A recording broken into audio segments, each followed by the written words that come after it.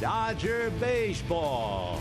Live from Dodger Stadium, Sportsnet LA presents the Dodgers as they take on the New York Mets. Hi, everybody, and a very pleasant Wednesday evening to you, wherever you may be. We're at Dodger Stadium for the third game against New York, and it features two first-place teams. First of all, the Mets, 8 games above 500. They're in first place, leading Washington by a half a game. The Dodgers are 1 game above 500, and they lead still Arizona. The Giants won this afternoon in 13 innings. The Dodgers have won 3 of the last 4, and certainly the bullpen should get a pat on the back. Much maligned as they have been, they have 11 consecutive scoreless innings on the board right now. On the mound will be Noah Syndergaard for New York. Big blonde, 6'6". You can't miss him. 2-2 this year. No record otherwise against the Dodgers. You may remember last year he had a tough ball game, a regular season game, went over 6 innings, allowed 1 run, and was not involved in the decision. He also pitched game 2 in the division series and lost it. A tough game where he only allowed 3 runs. He did relieve 1 inning, a scoreless inning in that series. For the Dodgers, Kenta Maeda will be on the mound with a record of 3-1. He has never faced New York so far in his young career. One other note, besides the fact that Cologne and Kershaw will finish tomorrow, for the Mets, 49 home runs, but in 8 of the 12 games they've lost, they failed to hit a home run. And with that, the ball game coming up and a whole lot more right after this. Light breeze now blowing to right field. And a high fly ball into deep left center field. She is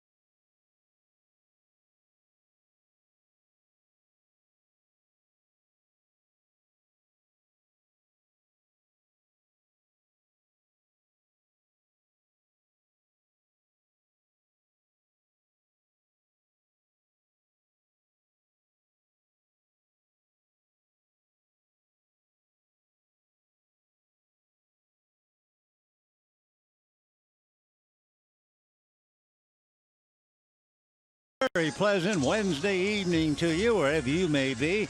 We're joining and taking a look right now at the Dodger lineup card. And in case you wondered what Maeda looked like in Japanese, it was there for all the world to see.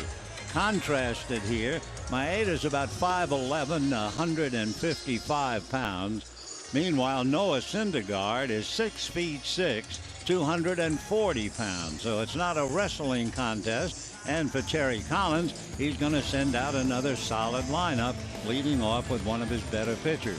Curtis Granderson will start off in right field. Asdrubal Cabrera will be the shortstop. Michael Conforto, battling a terrible slump, is in left field. Yoenis Cespedes will be hitting cleanup in center. Lucas Duda will be at first base.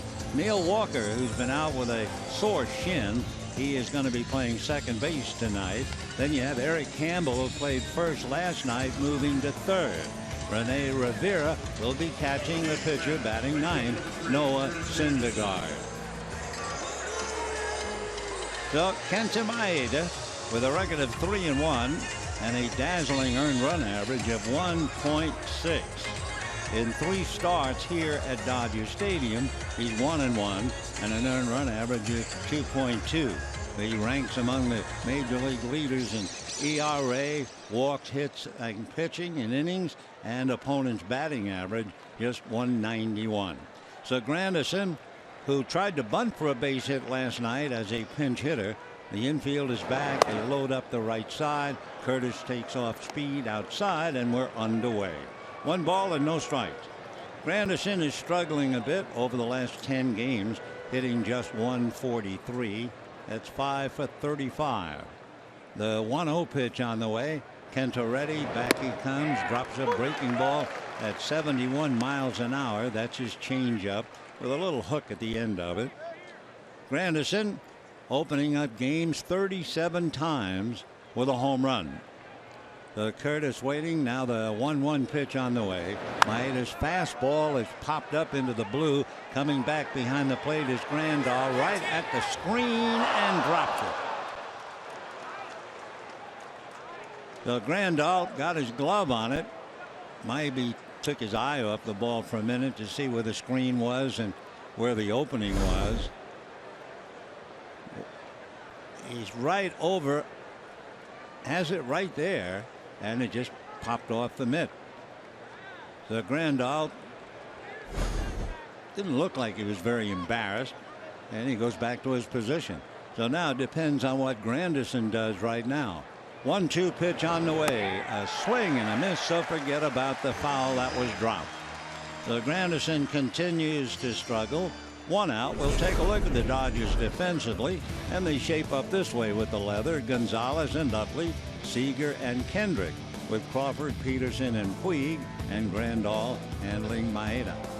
So with 1 away, Asdrubal Cabrera, the shortstop, who means a great deal to the Mets, and he has held up his position very, very well. The Cabrera hitting .296 and very comfortable in the number 2 slot. Left-hand batter, although he's a switch hitter, batting left-handed, and a big swing and a miss. 0-1. Last night, Cabrera went 0 for 3, was hit by a pitch right on the elbow, and game before he had a double and was hit by a pitch. So he's been hit twice in the series. Now the strike 1 pitch on the way, and the shortstop swings, comes up empty. 0-2. Kenta Maeda, the Mets in the dugout studying his every move. He has never seen them, and they have never seen him. Terry Collins especially making his own notes. Kevin Plawecki and the rest of the club taking a good hard look. Maeda into the windup, and his strike 2 pitch on the way is a little high. Ball 1. 1-2.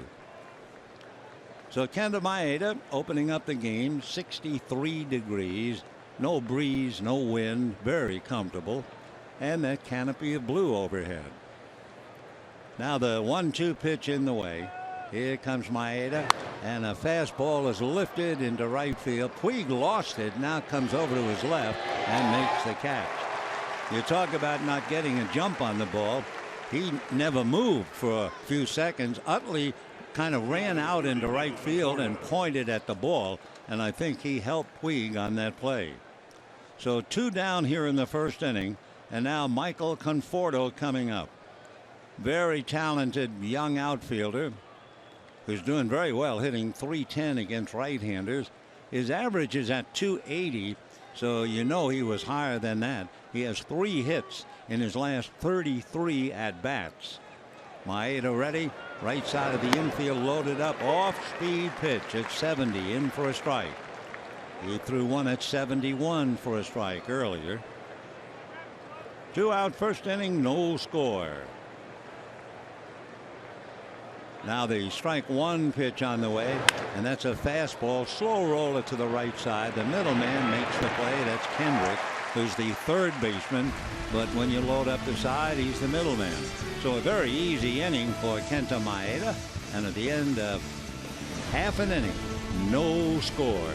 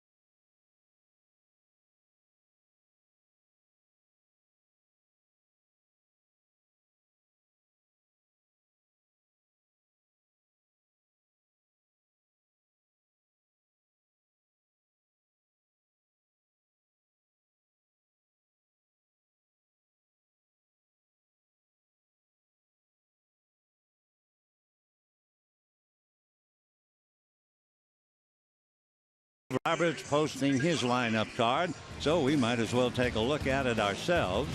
And it's Chase Utley leading off at second, Corey Seager at short, and Howie Kendrick at third. Adrian Gonzalez at first. Yasmani Grandal, we have an interesting picture with him behind the plate. Joe Peterson, Jock in center with Yasiel Puig in right, Carl Crawford in left, Kenta Maeda the pitcher.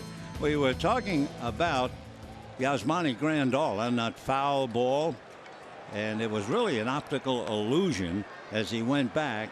Actually, he was on the other side of the screen. We thought from where we were sitting he had gone beyond the screen, and this is what happened.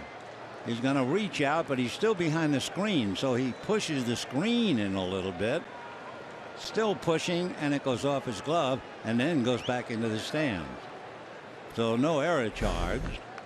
And we go to the bottom of the first. Chase Utley facing Noah Syndergaard, and fastball in for a strike. Syndergaard is 6'6", 240, big fella out of Texas, and throws so hard. Syndergaard gets up to 99 and 100, comes back with a fastball that was 98, and he's just warming up. 0-2 the count. Syndergaard and outfielder Michael Conforto are roommates. They have an apartment in New York.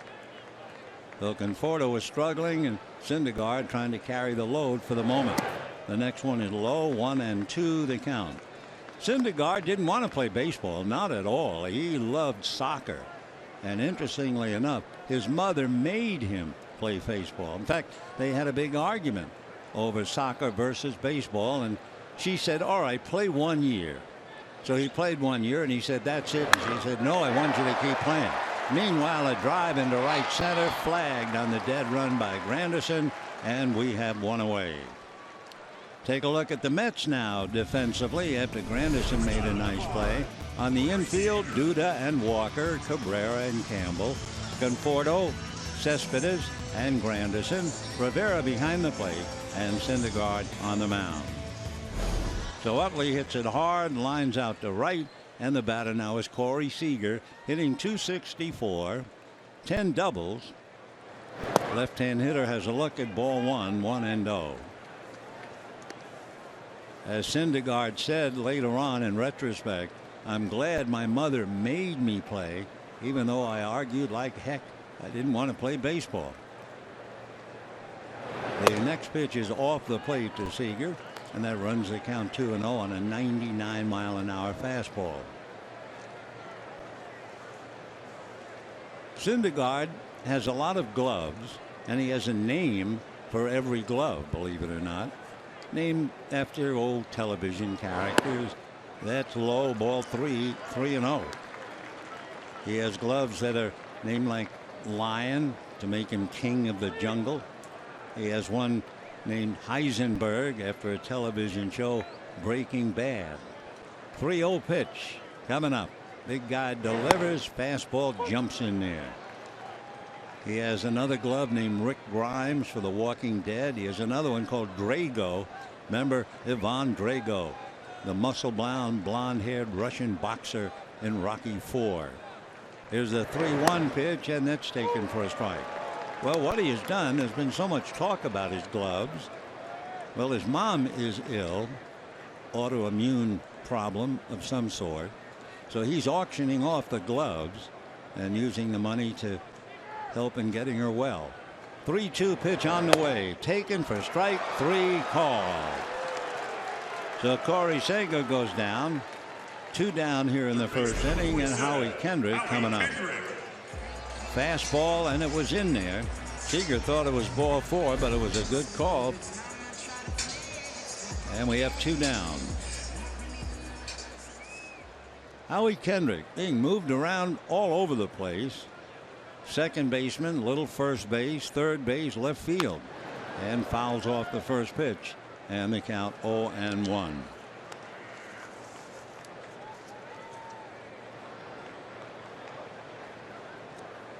When Syndergaard was in high school, to give you an idea of how awesome he must have been, he struck out 85 batters in 59 innings. He messes up a comebacker, picks it up, and throws too late.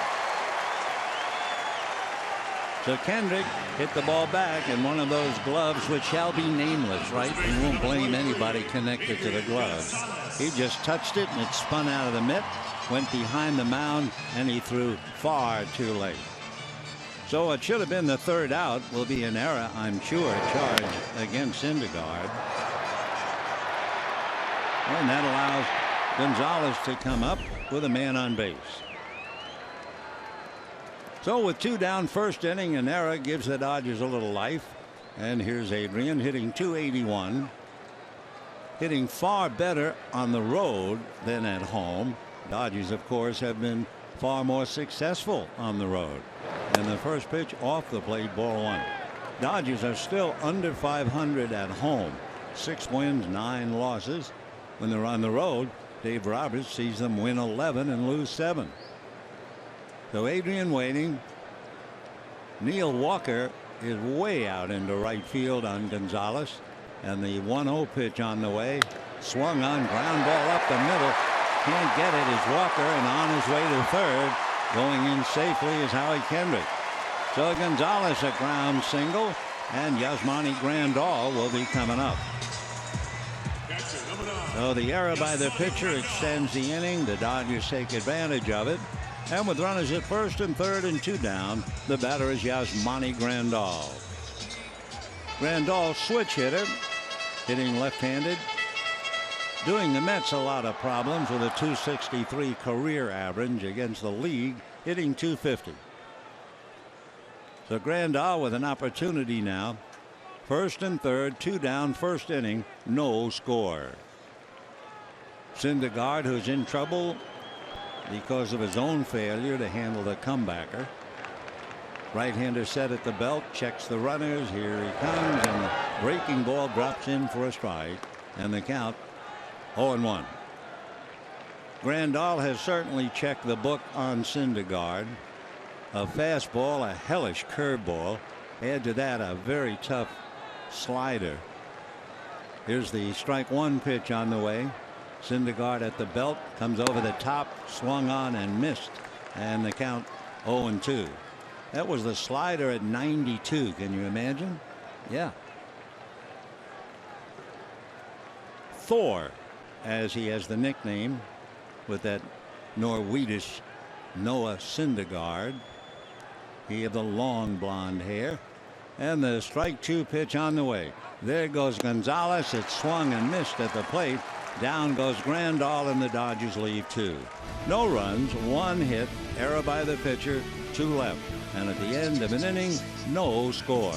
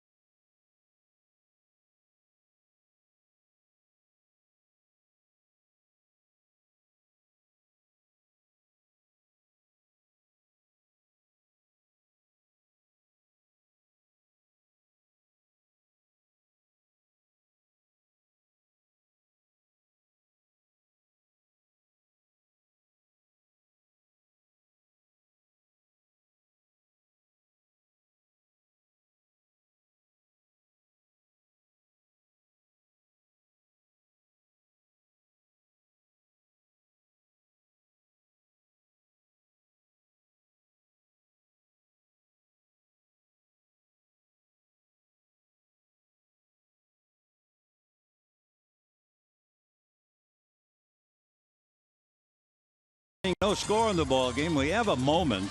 The big news tonight, Max Scherzer pitching for the Nationals against his old club, Detroit. Scherzer struck out 20. The Tigers, ironically enough, managed by Brad Ausmus. And if you remember the name Kerry Woods had a 20 strikeout game in 1998. Ausmus was the catcher for Houston in that game and struck out twice. So those who have had a 20 strikeout game, Kerry Wood, Roger Clemens twice, Randy Johnson, and Max Scherzer. But you know what's really remarkable? To be able to throw that hard to strike out 20, there were no walks by those pitchers in the game. That's incredible. Second inning, no score. Here's Cespedes. Takes a breaking ball away. Ball one. 1-0 the count. Kenta Maeda struck out one, retired the side in the first inning.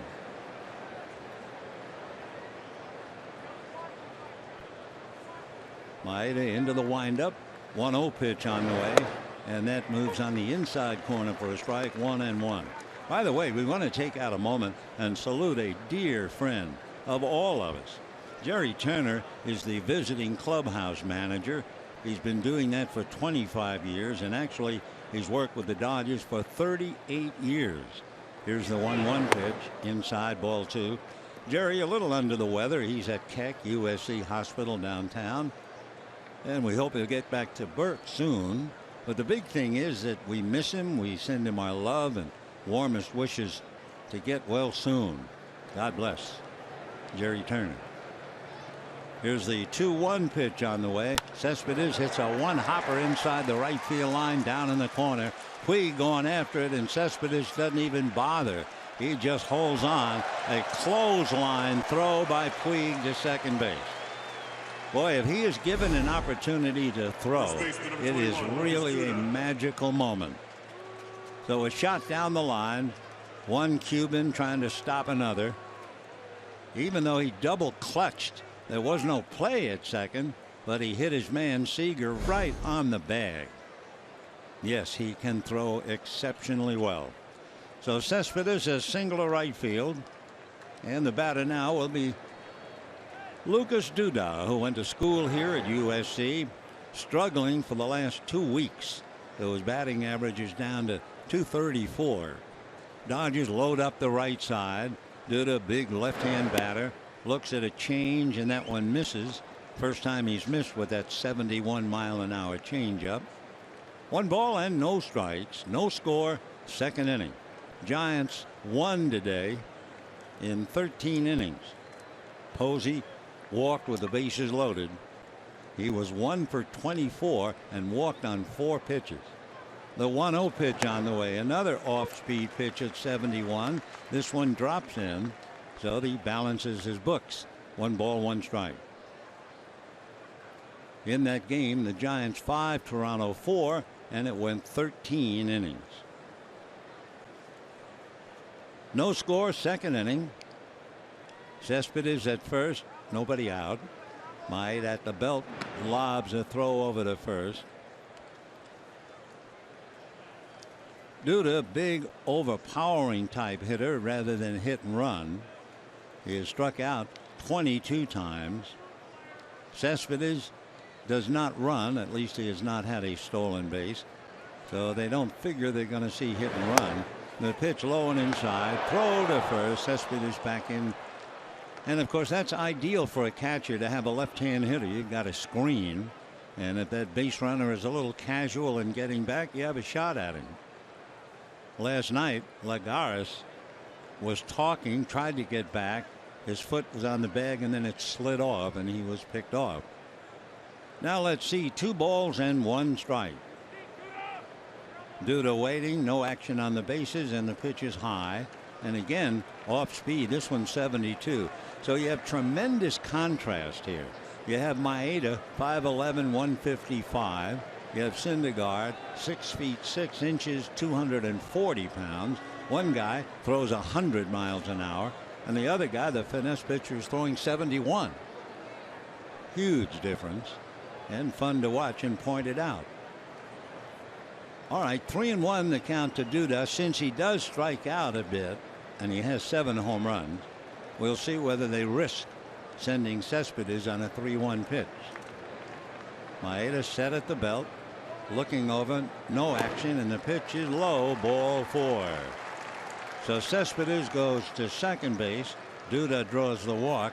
A reminder, you know, Saturday, the first 40,000 fans in attendance when the Dodgers face the Cardinals, they'll receive a replica Dodger Stadium, courtesy of Farmer John. For tickets, visit Dodgers.com/promotions. Oh, that'll be good. I'm looking forward to that. I'll put that right alongside my replica of Ebbets Field. Okay, 2 on, nobody out. Neil Walker has been out, bad leg. A veteran infielder, spent a lot of time playing for the Pirates, you might remember. Hitting less than 100 this month. Switch hitter, batting left-handed. 2 on, nobody out. Second inning, no score, and Walker takes a strike. 0-1. You remember the story about Walker, especially about his dad, Tom? His dad, Tom, played with Roberto Clemente in winter ball, and when Clemente was going to take that fateful trip, it was his dad, Tom, who helped Clemente put all the foodstuffs in the airplane that he was going to take to help feed the people. Off-speed pitch fouled away in the count 0-2. Tom begged Roberto, let me go with you, and then I can help you unload when the plane lands at its destination. And Clemente said, no, it's New Year's Eve. You go back, celebrate, have some fun. I'm okay, I'll go. So Tom Walker said, well, okay, if you put it that way. He went home, and Clemente went to his death. Well, here is Neil. 0-2 the count. Maeda checking the runners at first and second. Now comes back, and it's on the hands, foul back. That's about right for his fastball, 88 miles an hour. The big thing when you're pitching, not only do you want to change the speed, you also want to change low and high, in and out. So one fella can get by just overpowering the hitters, and the other has to really pitch. And that's another difference here tonight. 0-2 to Neil Walker. A look at the runners. Now the strike 2 pitch on the way, swung on, whacked foul right into the Mets dugout. Somebody down there almost got hit, and there he is smiling. And that would be the second baseman, Wilmer Flores. So Flores just did get out of the way. We were telling the story about the minor league team that is giving away a Flores bobblehead with 2 faces. One where he is smiling, and one, I'm saying Flores, I meant Cabrera, I'm sorry. Here's the strike 2 pitch on the way, swung on, hit in the air to shallow center. Late start out there by Peterson, but he recovers. So it's awfully light out, and with the lights on, we saw Puig lose the ball. Peterson did not get a jump, but each time the ball was hit high enough, and the catch was made. So Walker a fly ball, runners hold, 1 down, and Eric Campbell coming up. So check me with Flores, but it did give us a chance to talk about the bobblehead, with one face crying and one face laughing. Eric Campbell played first base last night, playing third tonight. Just really starting and doing pretty well on the road. Campbell waiting. Maeda ready, drops that off-speed pitch at 74, but misses with it. 1 ball and no strikes. No runs, 1 hit for each team. Tough games. Mets won the first game 4-2. Dodgers came back to win a thriller last night 3-2. Here's the 1-0 pitch, and going on to third base is Cespedes, and he steals it without even a thought. Maeda was so concentrating on Campbell, he didn't look back, and Cespedes just took off and stole it easily. No chance for Grandal to do anything but return the ball to the mound. So a heads-up play by Cespedes, which brings up a point. When Syndergaard is pitching, the opposition is the running team. In fact, so far this year, the National League has stolen 14 and only been caught twice against Syndergaard. And instead, the Mets turn the tables on Maeda. So first and third with 1 out. Campbell waiting with a chance to pick up a run. Big swing and a miss. And the count 2-1. Tomorrow night, the final game of 2 fine ball clubs. Bartolo Colon on the mound for New York. Clayton Kershaw for the Dodgers.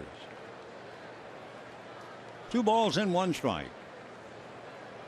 Cespedes, after stealing third, walking down the line. The 2-1 pitch on the way. Maeda delivers. That's fouled off. The Mets came here having stolen third base 4 times. So Terry will run him any opportunity he has. They had a steal at second in the first game. But they can run when you're not looking.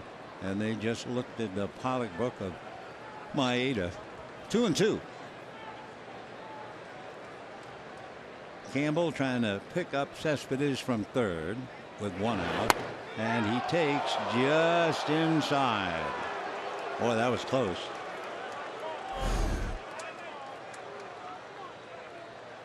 Just missed.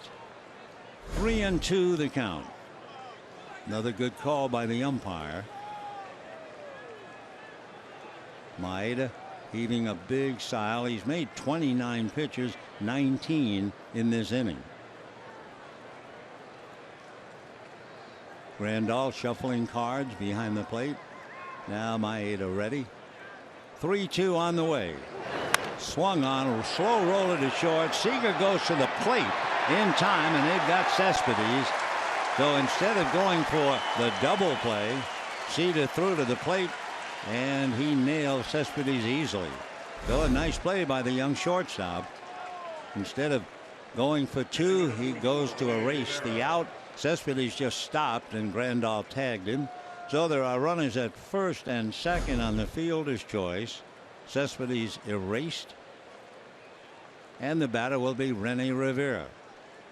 So Cespedes, who had singled, took second on a walk, stole third, but he is erased on the ground ball to short. Rene Rivera, you may remember, he used to catch in San Diego. Now with the Mets, backing up Plawecki until Arnaud comes back. Off speed at 73, swung on and missed. 0-1.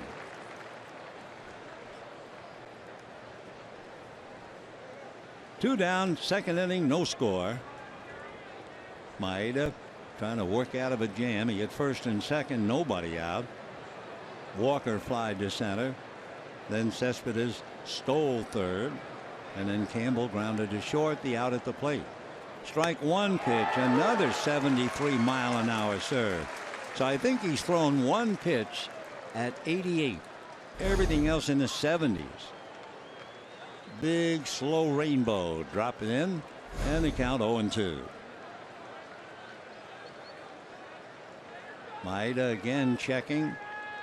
Nods yes, straightens up, goes to the belt, but first checks the runners, and now with a big sweeping breaking ball down and away, Rene Rivera strikes out. So you talk about pitching, that was pitching. Off-speed pitches, just fooling the hitters. No runs a hit, and it's still no score.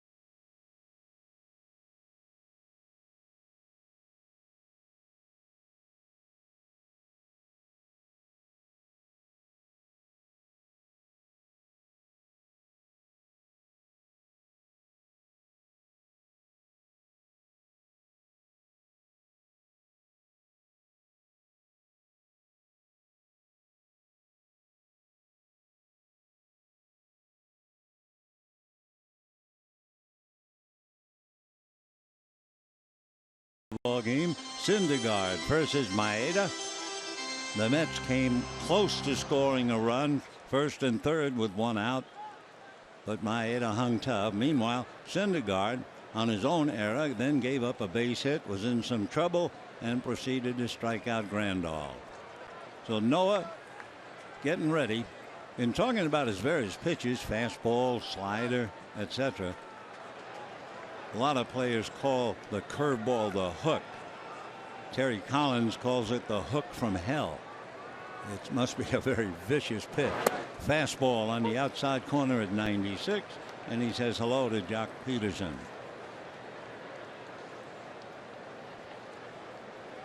Syndergaard set at the belt. His parents were very strict. I can understand the story of his mom making him play baseball.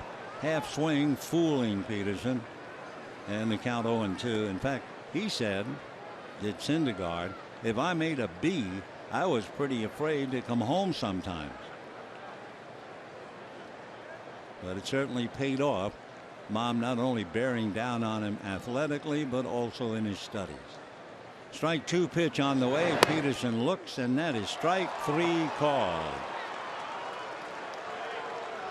So Peterson walks away a little unhappy on the call. And with one out, Puig coming up. So the pitch found the strike zone, and Peterson goes down. 3 strikeouts for Syndergaard. And the batter now will be Puig. 1 out, 2nd inning, no score. Yasiel has been struggling, as you know, but last night he hit 3 balls right on the button. Big ground ball into the hole, base hit into left field. So I was going to say, if he kept swinging like he was swinging last night, he hit a bullet to the glove of David Wright that went for a hit. He sent Cespedes to the wall in deep center last night, and he lined out to Cespedes. So now he walks up there and gets a base hit, and that's got to pick up his game a little bit. And here's Carl Crawford. For the Dodgers, hit number 2. Gonzalez had one in the 1st inning. Puig taking his lead, draws a throw. Duda holding the bag against him.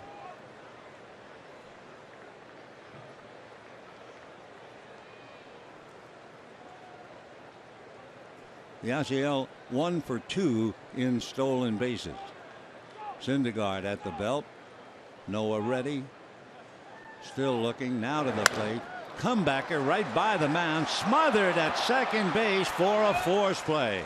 Neil Walker taking a base hit away from Crawford. Excellent play. Diving behind the bag. Otherwise, that's all the way through. Great effort by Walker, and then on his knees, he was able to get the ball to Cabrera. So 2 down, and Maeda coming up. Wonderful play. Big league play by Neil Walker.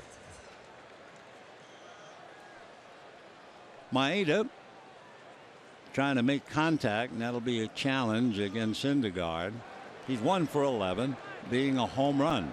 Remember? Maeda, right-hand batter, throw to first. Leaping back on the bag is Crawford. It is doubtful with 2 out that Crawford would be running. You don't want to start the next inning with the pitcher if he's caught at second. Crawford a short lead held on by Duda. But remember, we mentioned earlier, everybody runs on Syndergaard. The league 14 of 16 against him. In fact, when he goes to the mound, you think of stolen bases. So far, he's allowed the 14, Nelson 8, and then 4 other pitchers have allowed 7. But 14, boy, that really jumps out at you. It's worse than that in his young career. Here's the 1-0 pitch on the way. Fastball swung on and missed at 99. Without looking up, I'm pretty sure Syndergaard in his career has given up 29 stolen bases out of 32 attempts. So they've run pretty wild against him. Noah at the belt.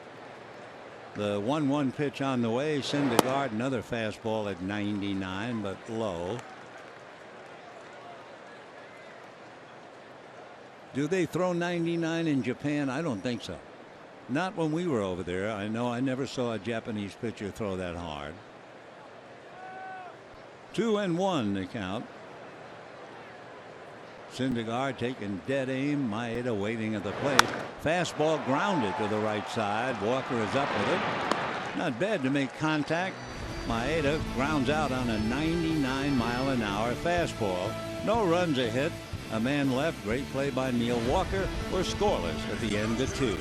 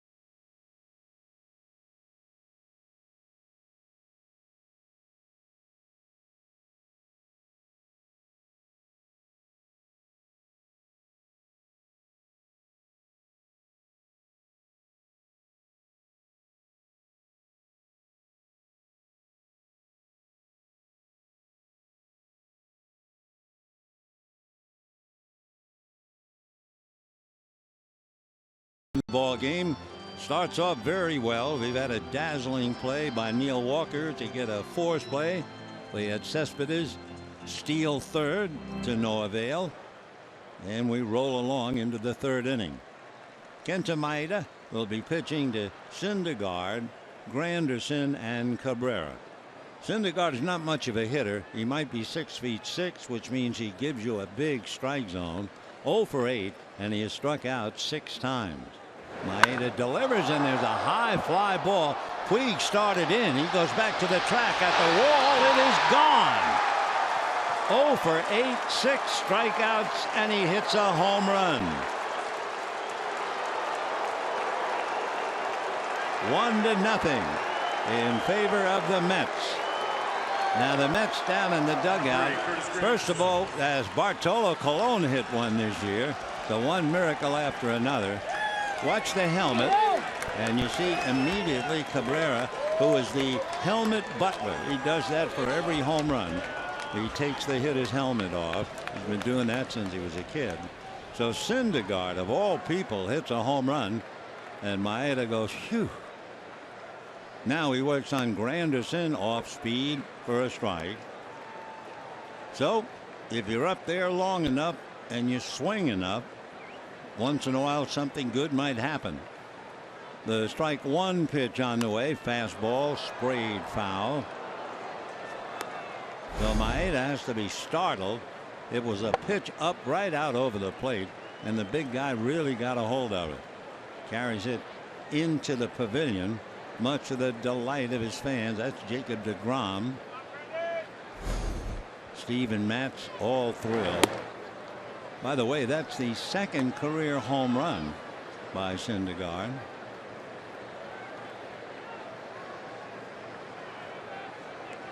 Cespedes, who knows what it's like to hit a home run. Now the 1-2 pitch on the way is lifted to right center.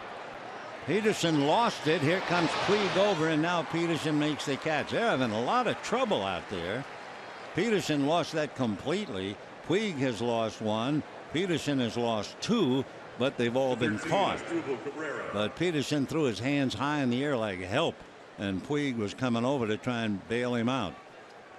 So Granderson, fly ball to center. Now the batter, Asdrubal Cabrera.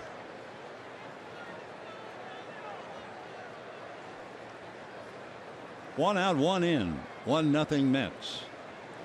Maeda ready, comes with that big slow rainbow and drops it in there for a strike, and the count 0-1. Syndergaard, by the way, had hit a home run prior to tonight, so that's his second career. That's in the dirt, and the count 1 ball and 1 strike.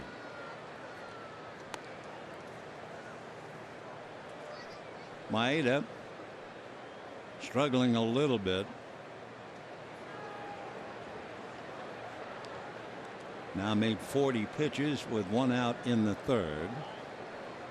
Comes right back 1-1. Fastball at 90. That's about as hard as he can throw, and it's foul back. So most of his pitches have been somewhere 71, 72, 73. He had one that hit 70. He had an 88, and now he just had a 90. Of course, it's also the second time around.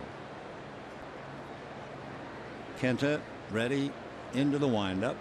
The 1-2 pitch on the way. Another fastball swung on and missed. So after looking at all that slow stuff, he now sneaks back with the fastball at 90 and nails Cabrera. For Maeda, that would be his third strikeout, and the batter is Conforto, who grounded out in the first inning, the buddy and the roommate of Syndergaard. Michael hitting .278, but he's had 3 hits in his last 34 at bats. Swings and pops it up. Going out to get it is Seager. Now here comes Peterson to make the catch. And Peterson shaking his head a little bit. So the outfielders, Peterson and Puig, the home players, having trouble on balls hit in the air. No trouble for Syndergaard. He hit one in the pavilion, and it's 1-0 New York.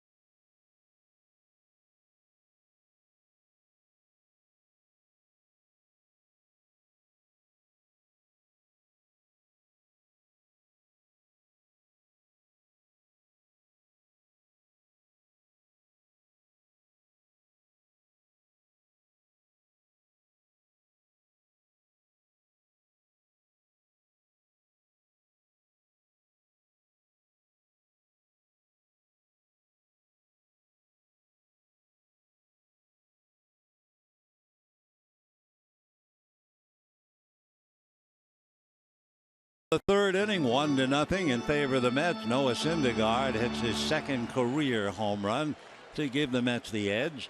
Dodgers now will start the top of the lineup again. Utley, Seager, and Kendrick. And if anybody gets on, Gonzalez. Utley hit the ball hard, lined out slightly to right center. A nice running catch by Curtis Granderson back in the first inning. Syndergaard ready over the top with a slow breaking ball for a strike. So on the heels of 99 and 100-mile-an-hour fastballs, he comes back with that big slow curve. The strike one pitch to Utley is swung on, a chopper to Neil Walker. Second baseman easily makes the play. So Utley taps out, one away in the third. Giants won today in 13 innings.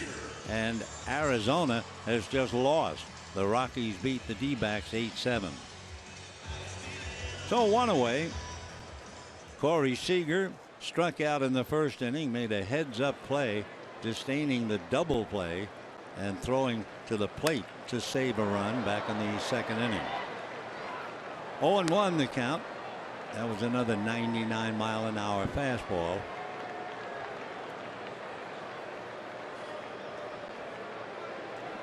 Interesting, Syndergaard never was thought of as to be a prospect until his senior year, when he grew about 5 inches.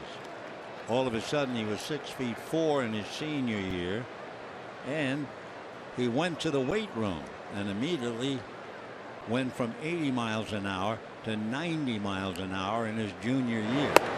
Seager flinches, holds up, takes a ball in the count, 2-1.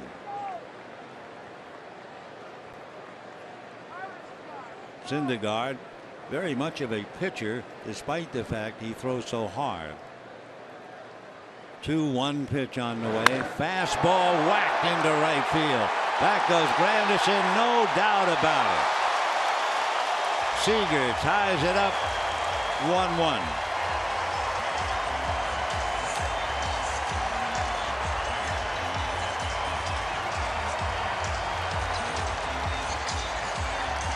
Corey Seager jumps on one of those high 90s fastballs and just shoots it out of here. Seager's last home run was the 22nd of April in Colorado, and boy, he did mash that one. So we have a 1-1 tie. Syndergaard gets a strike now to Kendrick. Kendrick reached on the error by Syndergaard. So Corey hits one of those no doubt about home runs. Strike one pitch on the way. Syndergaard's fastball, a high chopper to Walker, makes a good pick on the run and throws him out. Very good play by Neil Walker. And that was a high bouncer if Syndergaard at 6'6" can't go up together. Number 23, Adrian Gonzalez. So Adrian Gonzalez coming up. 1-1 tie. A.J. Ellis went over to say something to Seager. I think more for information than just the usual congratulations. Gonzalez singled up the middle in the first inning. There was a man on base, so they didn't shift. Now they shift. So the ball that he hit in the first inning would be a ground ball out here in the third. 1 ball and 1 strike. Jock Peterson and Corey Seager sitting shoulder to shoulder, and the pitch in for a strike to Gonzalez, and the count 0-2. Dodgers 1, Mets 1. We're in the third.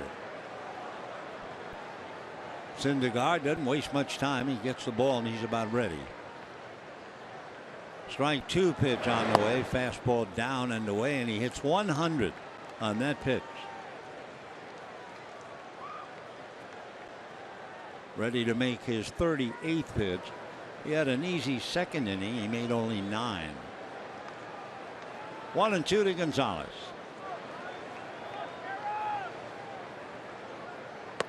Fastball away at 99. Boy, that's something to be able to throw that hard. Gonzalez, who has really worn out the Mets the last 11 games, hitting .469 against them. 2-2 pitch on the way is swung on and missed, and down he goes. That was only 93. 1 run, 1 hit, 1 swing of the bat by Corey Seager. And he just jumped on it, hit it in the pavilion to get the Dodgers even. And at the end of 3, a 1-1 tie.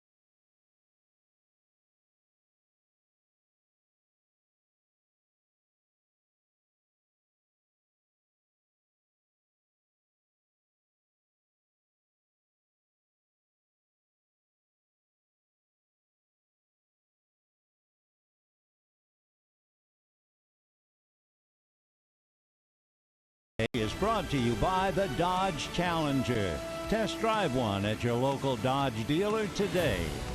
And by Jack in the Box.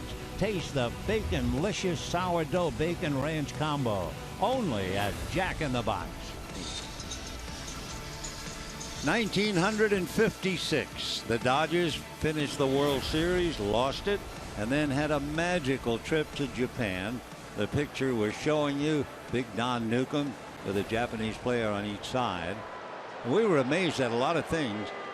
We expected Japanese players would be very small. I don't know why, but there was a lot from the north. Big guys, really big. That was one of the first surprises when we went over there. What a marvelous time we had. Maeda ready to work. Gets it in for a strike. Cespedes single to right field. went to second on a walk, stole third, and was cut down at the plate on a ground ball to Seager. Maeda comes back 0-1. That fastball had a little bit of dart to it, just a little. Cespedes batting .298. Made a couple of nice plays in center field defensively. Threw the ball very well to get Gonzalez trying to get a double at second base. Actually, that was a shock. You know where it's 395 on the wall in center field? Adrian Gonzalez just about hit the number and was thrown out at second base. Great throw by Cespedes. 1-2. That fooled him. It's fouled away.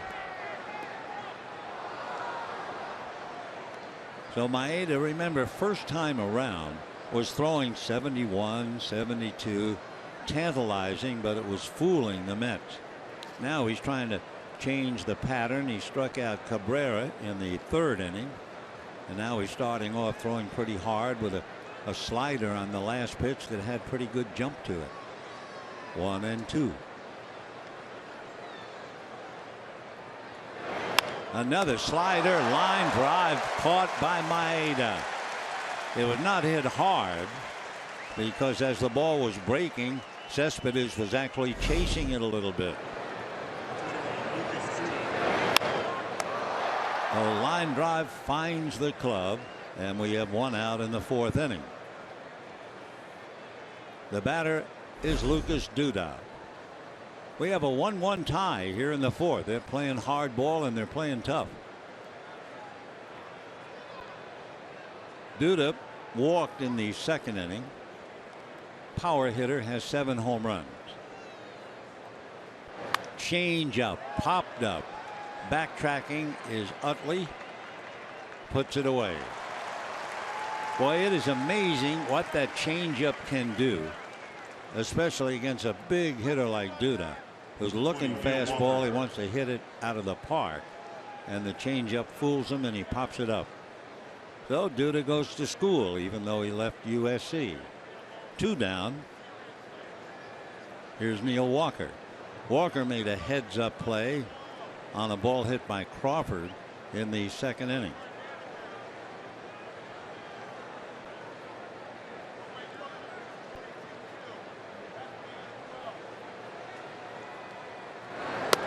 There's the fastball. So now they're starting to be a little bit confused. They're looking for the off-speed pitch and taking the fastball.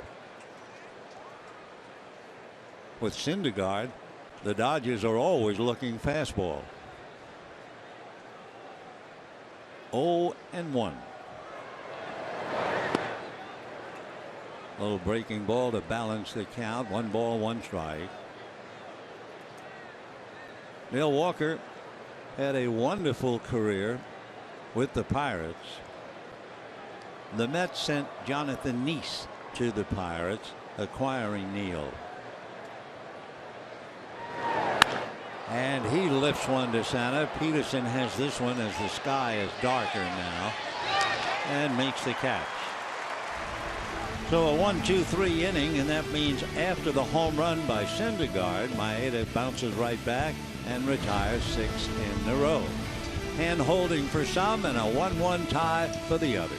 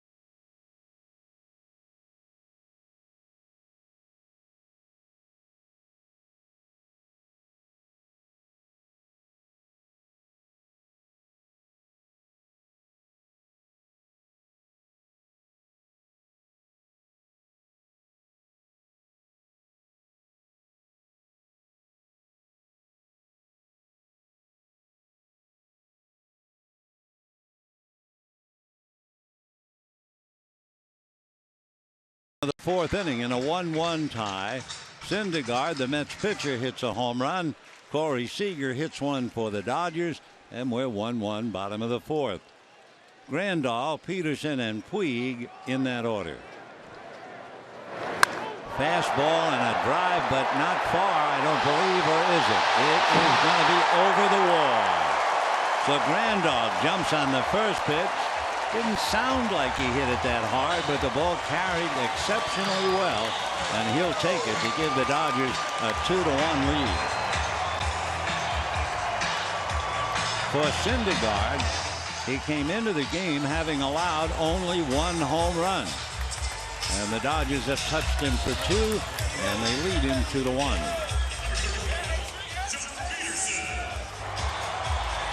Granderson in right field was going back as if he thought he had a play. Cespedes came over to take a look, and the ball just carried over the wall. Well, Grandal, his last home run, the end of April against San Diego. So here's Peterson, struck out in the second inning. 2 runs, 4 hits for the Dodgers, 1 run, 2 hits for the Mets. Syndergaard and Maeda. 1 ball and no strikes.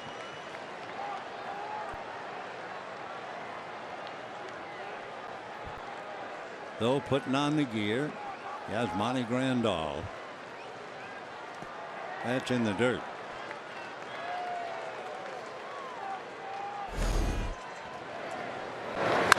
Take another look. High fly ball. The outfield is going back, and it just did clear. Landed on the steps of the little steps behind the wall. That's in the dirt. 3-0 to Peterson with Puig on deck.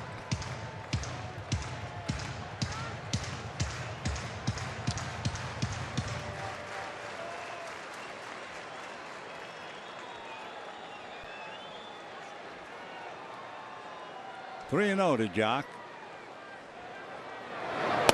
And a strike, 3-1. Some people think that Syndergaard's tempo is a little slow.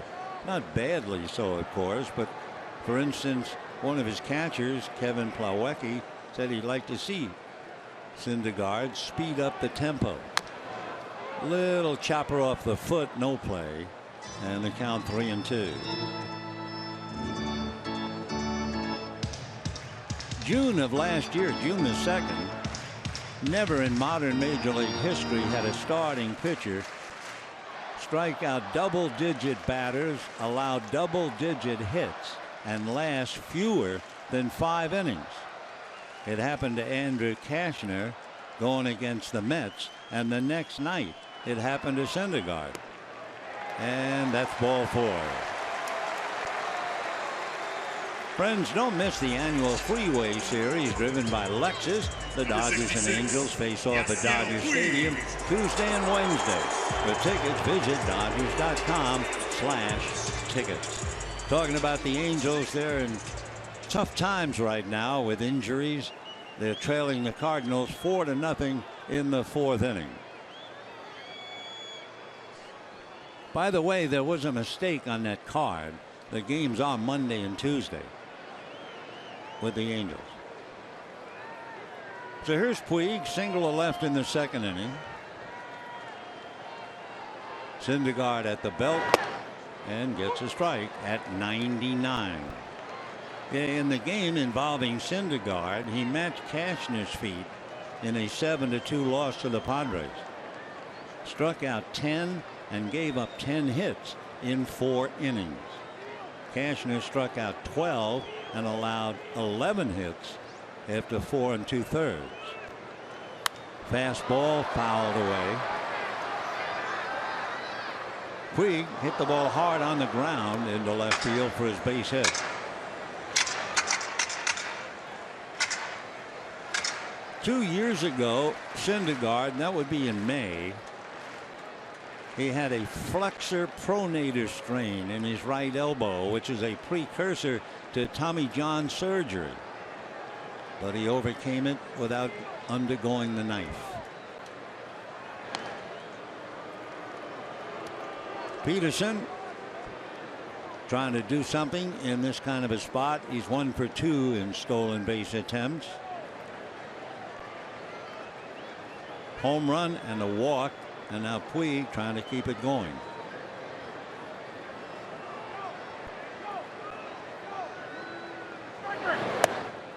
Just off the plate. We're certainly not trying to rub it in. We are trying to set up a stage. Remember, the league has stolen 14 out of 16 against him this year, 29 of 32 in his career. So if you have some speed, you certainly run on Syndergaard. A bluff by Peterson. Oh, if Syndergaard had looked over there, Peterson was hung out to dry. Syndergaard didn't look, which is one reason, I guess, why they run on him. Off speed pitch, foul back.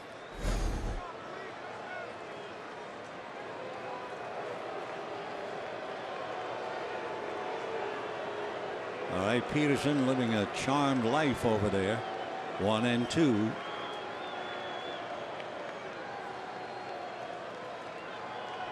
And of course, Syndergaard decides I'd best go over there.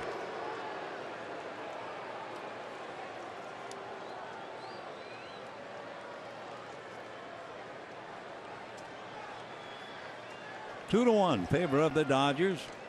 Home run by Seager, then a home run by Grandal, and a home run by Syndergaard makes it 2-1. Fastball, slow roller. They get one, and they get two. So Puig bangs into the double play, 2 down, and Crawford coming up. Number 3, Carl Crawford.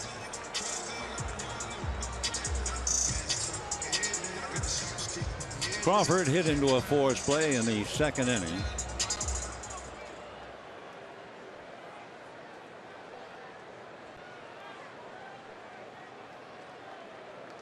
Carl in and out of the lineup, reflected by that 186 average. Now bangs a 1 hopper to left field. So that will bring up Maeda, who grounded out to end the second inning. So the double play certainly slows the Dodgers down. You have the home run followed by a walk, followed by the 2 outs. Maeda 0 for 1, grounded out to Neil Walker.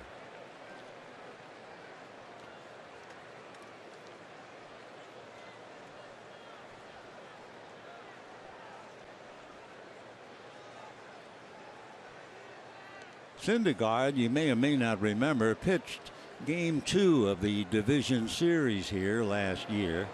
He went 6, gave up 3 runs, and the Dodgers beat the Mets 5-2. Later in game 5, he came out of the bullpen and pitched the 7th inning, a scoreless, hitless inning it was. Ball 1. And for the second time tonight, he hits 100.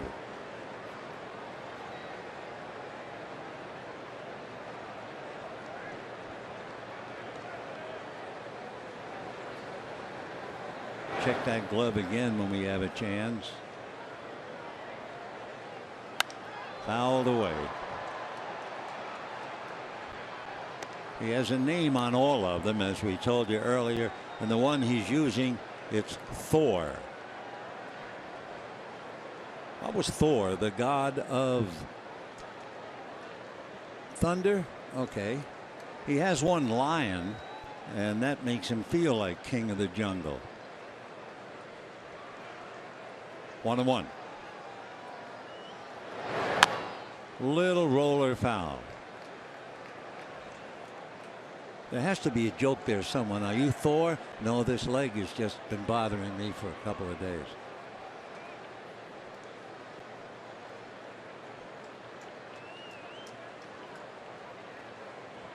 One ball and 2 strikes.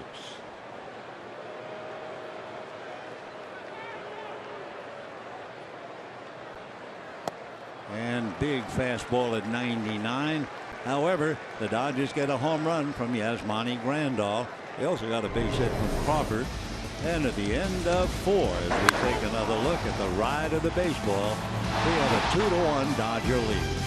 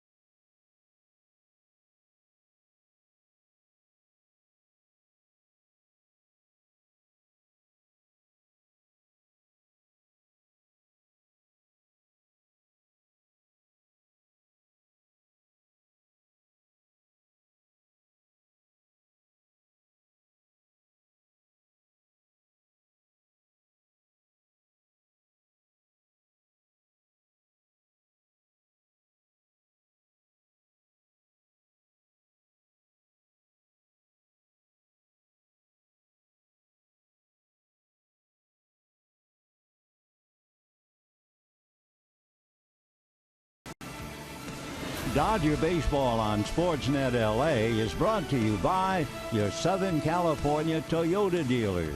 Toyota time is going on now. Save big on the striking all-new 2016 Prius. See your local dealer today.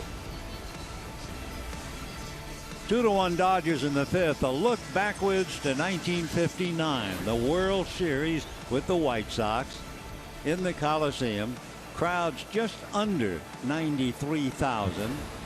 The Eastern writers thought, because of the screen which blends in with the crowd down the left field line about 247, they thought, oh, they're going to make a joke out of the game. Well, one of the final scores in the game in the Coliseum, 1-0. Bob Shaw beat Sandy Koufax, and the only run scored while a double play was in progress. By the way, as we learn things more and more, we were talking about Thor, and he is the god of a lot of things. He is associated with thunder, lightning, storms, oak trees, strength, the protection of mankind, hallowing, healing, and fertility. All in one word, Thor. Meanwhile, hit batter and Soup, as they call Campbell, goes to first. Number 44, Rene Rivera. So Rene Rivera coming up. He struck out in the 2nd inning. Maeda acting like he's a little annoyed that he hit a batter.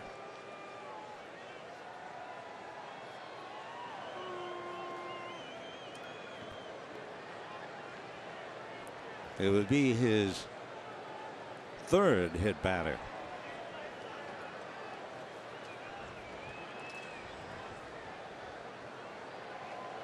Two to 1 Dodgers. 5th inning, tying run aboard, and a strike to Rivera. Maeda with a record of 3-1.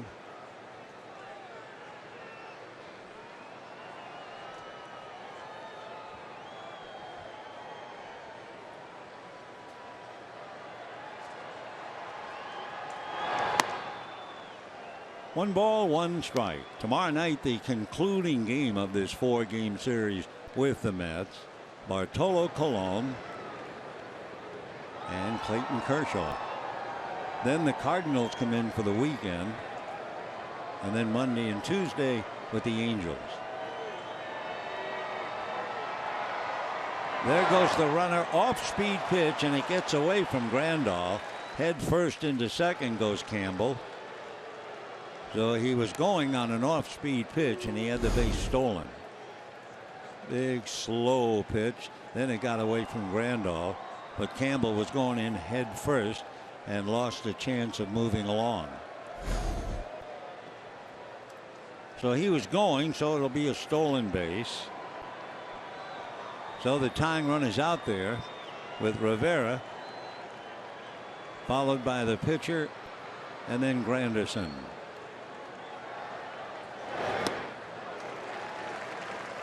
Two and two.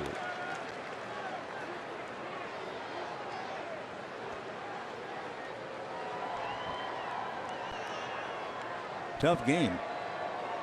The Dodgers 2 runs, 5 hits. The Mets 1 run, 2 hits.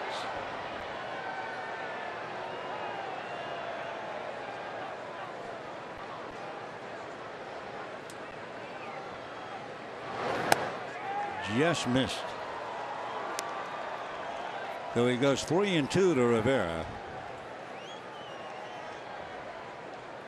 Syndergaard waiting on deck. Remember, he hit a home run in the 3rd inning.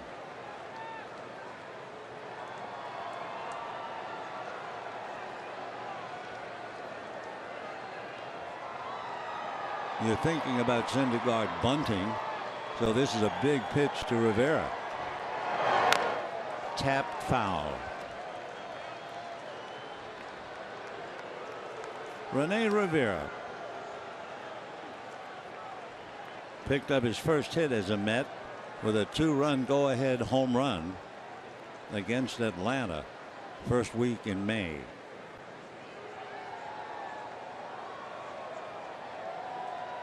He hit very well in Petco Park. He hit 265 down there when he played with the Padres.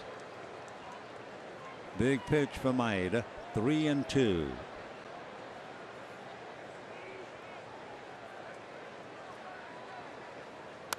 Fouled away.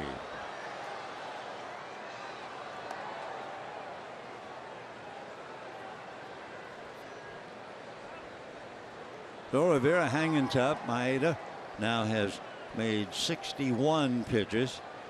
However, he's coming off a very easy 4th inning where he made only 9.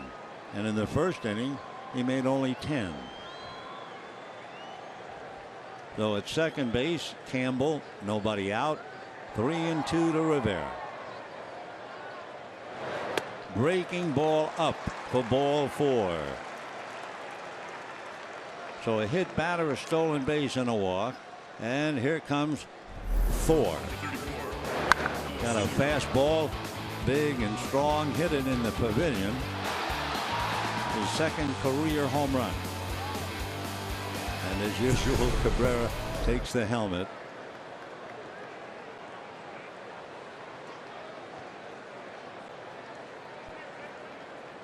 So the big Texan batting 111. His father, Brad, trains horses outside of Dallas, but Syndergaard was never exposed to much of it. He said he's risen maybe 6 times in his career. So the bunt is on. We'll see if he can get it down. He has 2 sacrifices. He has Campbell at second, Rivera at first, nobody out. Dodgers looking bunt, of course. Kendrick caddy corner at third. Gonzalez charging the plate, and it's ball 1. Syndergaard looking over to Tim Tuffle in the third base coaching box. Tommy Goodwin, who played for the Dodgers, coaching at first. Tommy stole 50, 55, 60, went to Kansas City and stole 66. That's a strike. Syndergaard pulling the bat back. Maeda throwing 88. His best is 90 miles an hour. 2-1 favor the Dodgers. Mets, after being retired 6 in a row, had Campbell get hit by a pitch, stole second. Rivera walked, and a bunt situation for Syndergaard. 1-1. And taken for ball 2. Syndergaard looking at Tuffle. Tuffle is looking at Terry Collins. And we'll see the result of this. On deck, Curtis Granderson, left-hand hitter.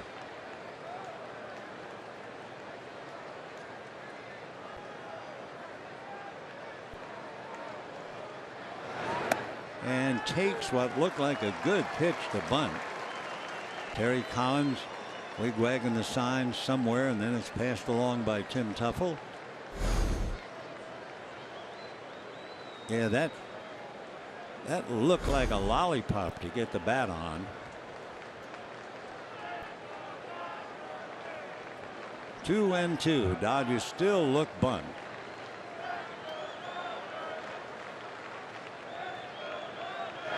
And he swings, and it's a fly ball over the head of Peterson. Peterson to the wall. He's hit a home run, would you believe? Holy mackerel. 2 home runs by Syndergaard. I should say he is 4.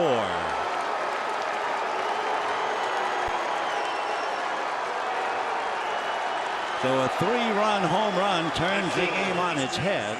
Watch now. There's the helmet Butler. He'll take the hat right off Syndergaard. Right there. 4-2 in favor of the Mets. In a bunt situation, he swung and homers for the second time tonight.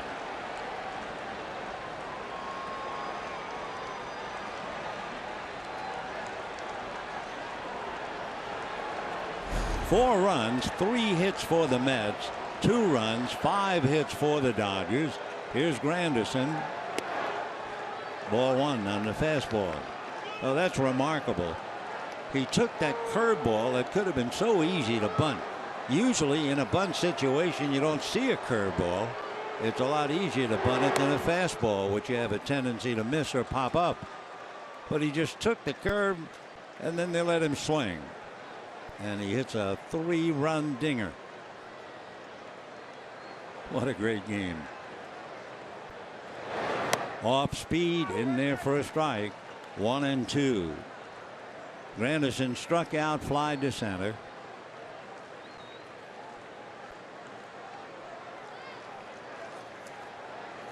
Still nobody out. Fastball grounded into right field. Sliding and picking it up is Kendrick, and got him at first base.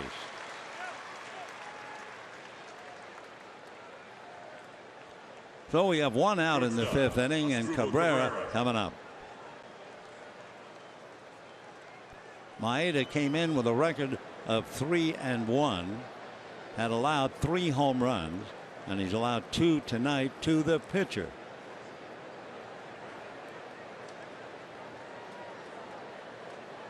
So Syndergaard helping himself, and the Mets lead 4-2.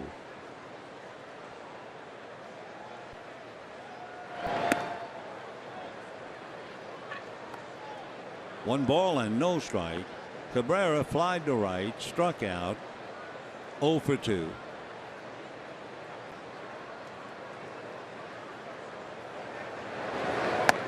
That's a strike. Cabrera almost got hit in the dugout. He was fortunate. He went tumbling away. Ball almost got him. Switch hitter, batting left-handed.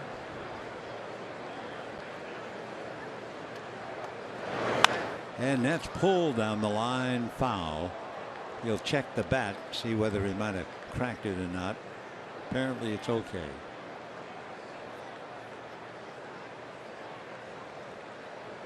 They go back to the books and they find out one other Mets pitcher hit 2 home runs in a game. That was Walt Terrell back in 1983. 1-2. In the dirt. When the Dodgers come up in their part of the 5th, top of the order, Utley, Seager, Kendrick.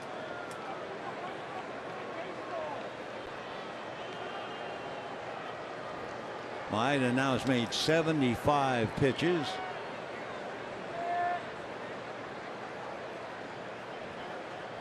Fastball hit in the air, that should be playable. Peterson has picked it off and makes the play. So the outfielders okay now. Boy, when the game started, neither Peterson nor Puig could not get a jump. Now the ball easier to see. 2 down. Conforto coming up. Michael grounded out, homered. I was just thinking about Syndergaard, his roommate, with the 2 home runs, and Conforto 0 for 2.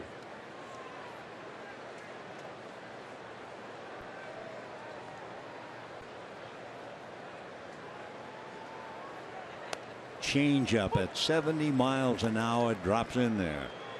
He threw that a lot in the first 2 innings. 0-1. Shift on the right side. 1 ball and 1 strike. Cespedes waiting on deck.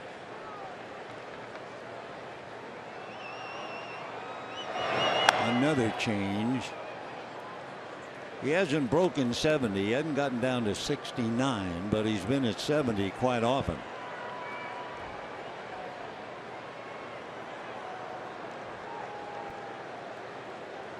One ball and 2 strikes.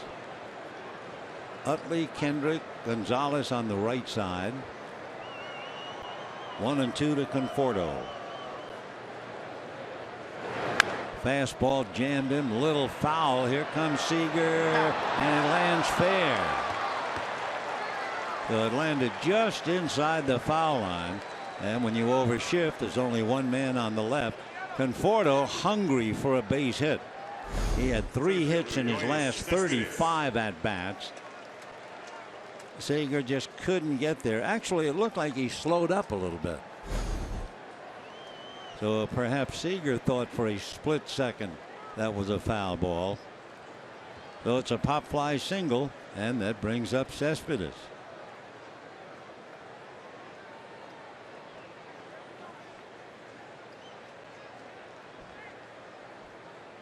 Cespedes singled to right and hit a line drive right back at Maeda. Started him with a slider. 0-1.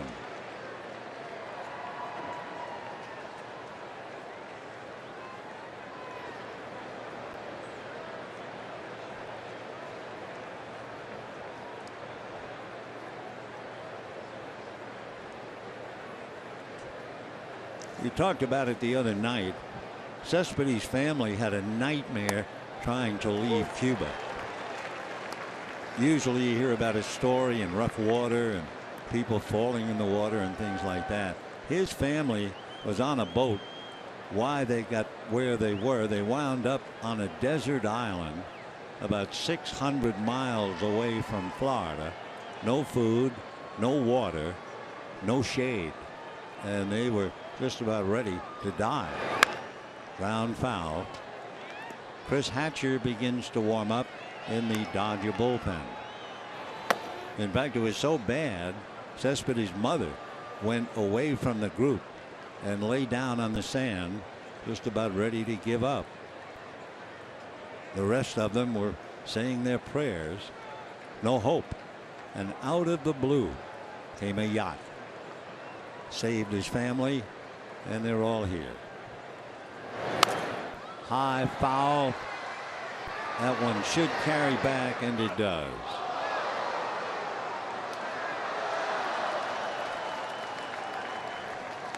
Oh, 0-2. Again, when the Dodgers come up in the bottom of the 5th, Utley, Seager, Kendrick.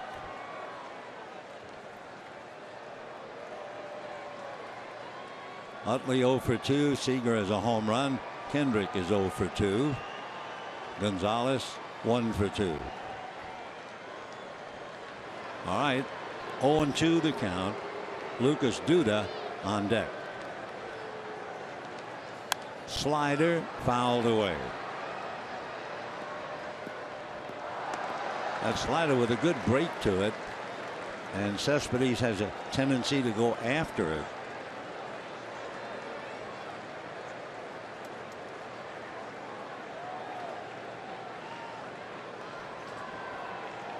'85 pitchers, and we're in the 5th inning.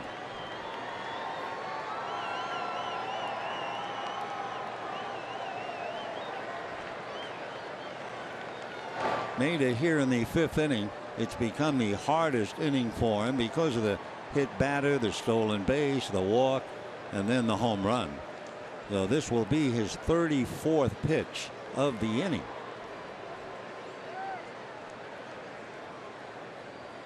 Four to 2 favor the Mets. 5th inning. Shows him that 88-mile-an-hour fastball. 1 ball, 2 strikes. There you can see a tough 2nd inning. 1st and the 3rd and 4th were okay, and now a nightmare 5th. Hit batter, walk, and a home run by the pitcher.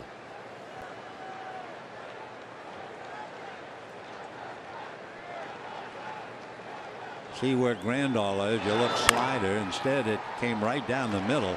Nice pick by Kendrick to get the force play.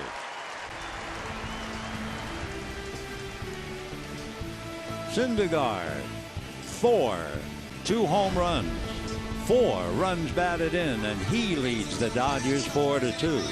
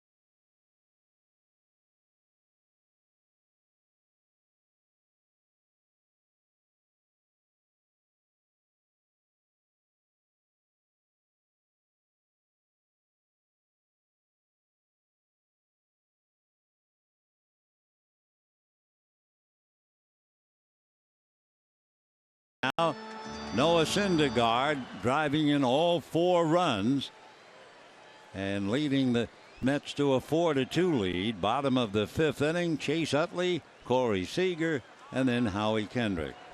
We mentioned earlier about Walt Terrell hitting 2 in a game way back in '83. Ball 1. Utley lined out to right and grounded out. Hatcher has stopped throwing in the pen. That was a tough inning. 35 pitches. Little ground ball to Walker on his knee. Gets up. We have 1 down in the 5th. Corey Seager coming up. Didn't waste much time. He struck out in the 1st inning and came up in the 3rd and jumped on a fastball and hit it into the pavilion. No doubt about it. The other run was a home run by Grandal.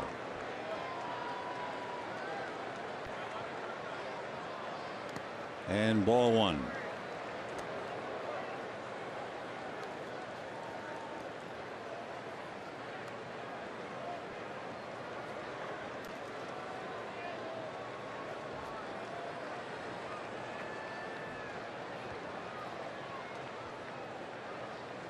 One and 0.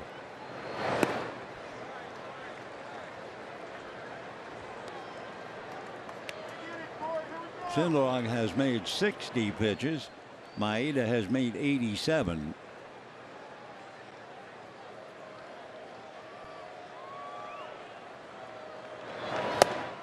Two and 1. Boy, he throws so effortlessly at 99. He's hit 100 a couple of times tonight.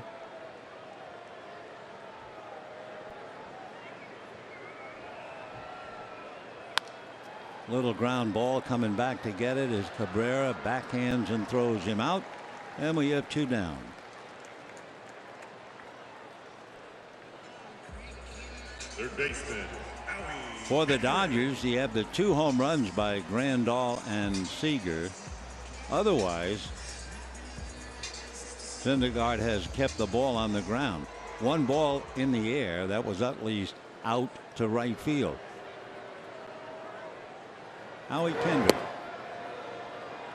reached on the error, the line drive that got away from Syndergaard, and then grounded out.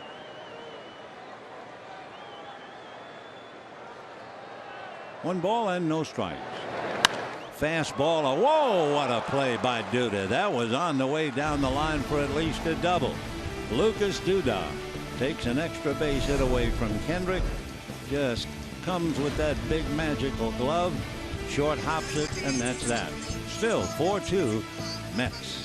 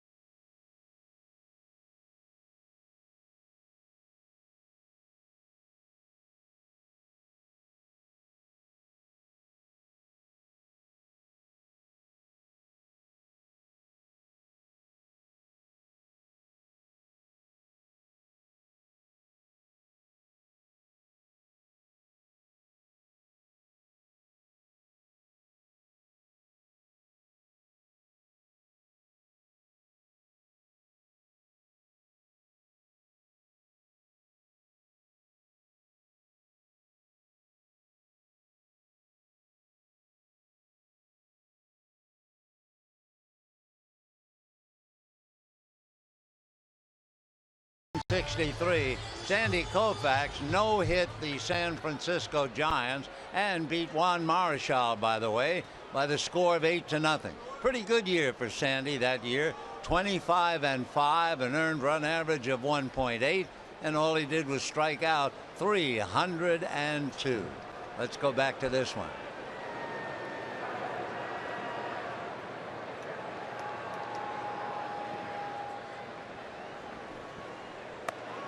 Change up in there for a strike to Duda, who took that possible extra base hit away from Howie Kendrick. Duda hitting .231. 1963, probably the sweetest year of all time for the Dodgers for one big reason. They went into the World Series with the Yankees and swept the Yankees in 4.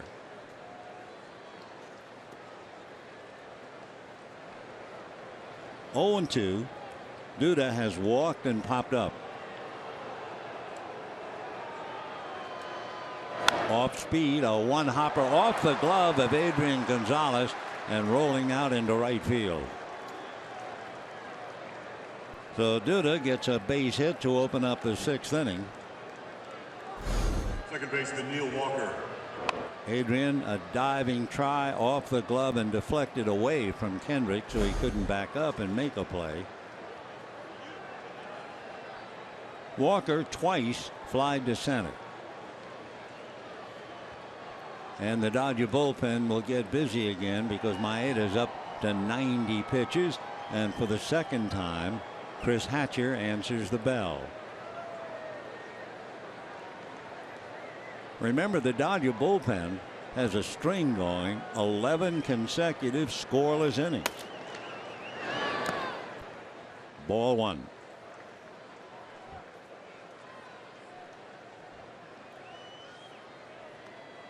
Dodgers won't really have a chance to hit for Maeda. He's due up 6th in the 6th inning. 1 ball and no strikes.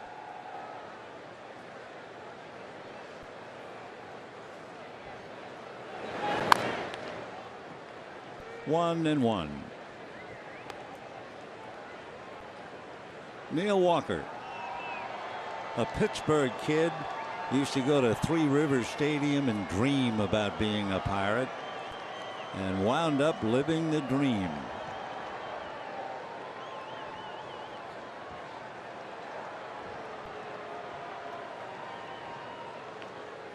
He was signed by the Pirates way back in 2004. Little foul. Kendrick, Grandal, no play. Yeah, not only did he live the dream of being signed by the Pirates, they signed him for almost a $2 million player. Yep, 1.95.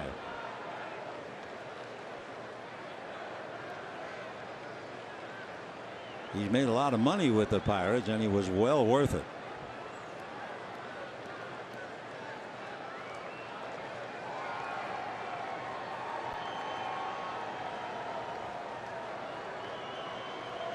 Duda at first, nobody out. 1 and 2 the count to Walker. He's a big fella, 6'3", 215. And drives one into right center. Puig going over to face it as it comes off the wall. And there'll be runners at second and third with nobody out here in the 6th inning. So Duda hit a bullet off the glove of Gonzalez. And now Walker takes him deep for the double. And with Hatcher in the pen, it means Maeda never did have a chance to stay in. They've been hitting him hard. Syndergaard with 2 home runs. And now a base hit followed by the long double. Though in any other language, it's sayonara for young Maeda. It's 4-2 Mets trying to break it open. Hatcher coming to the rescue, and we'll be back.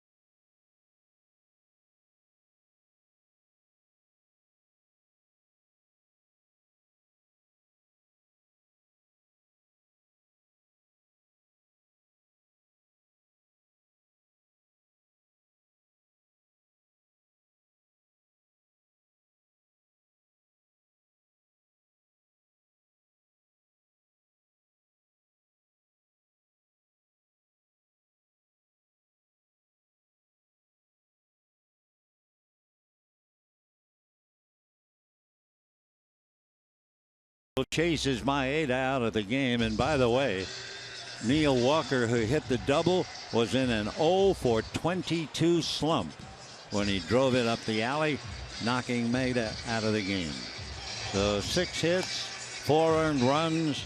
He walked 2 and hit a batter, struck out 3. And Hatcher now trying to stop it with second and third, nobody out. The third baseman, right-hand hitting Campbell, coming up, and then Rivera.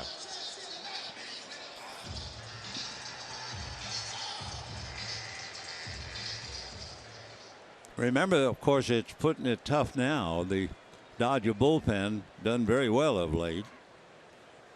Dodgers have won 3 out of 4, and the pen a great reason for it. 4 runs, 6 hits for the Mets, 2 runs, 5 hits for the Dodgers. But New York with runners at second and third. Infield up on the right side, halfway on the left. And he hung in there a little long. 1 ball and no strikes.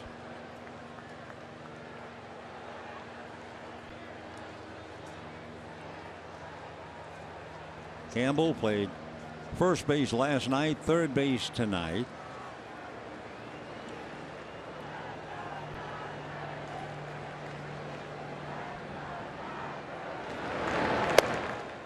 Fastball again at 96, 2-0 the count. So Chris Hatcher in a very tough spot.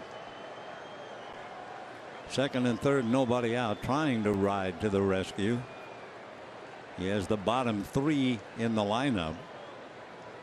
But remember, Syndergaard has 2 home runs, batting 9th.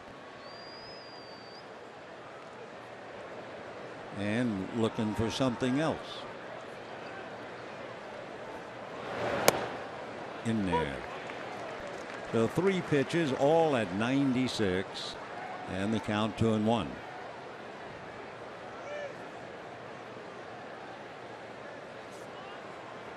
Maeda, wishing things had gone the other way, came here with a record of 3-1.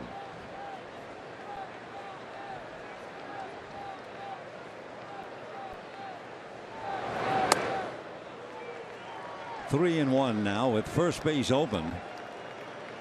Rene Rivera on deck. Rene wearing 44, which makes you think of Henry Aaron, Willie McCovey, and Rene Rivera, or something like that. 3-1.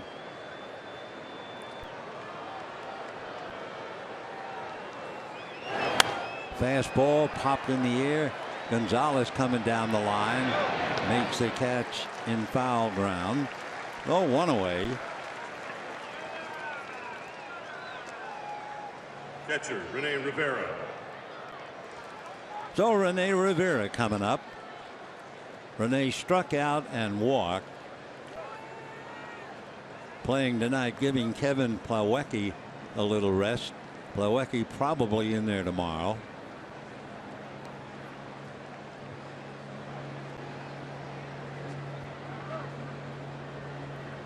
Plawecki behind the screen.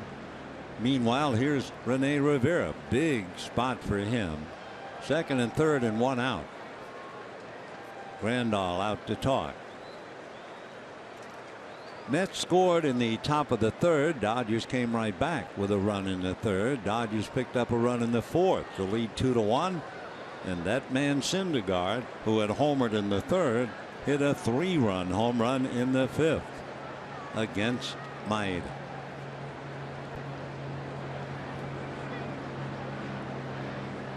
So Syndergaard waits, and we'll see about Rivera.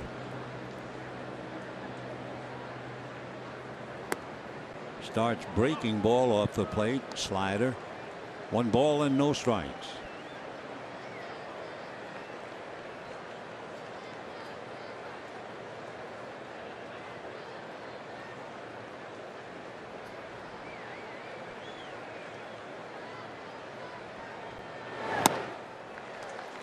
Well, he's back to throwing 96 again.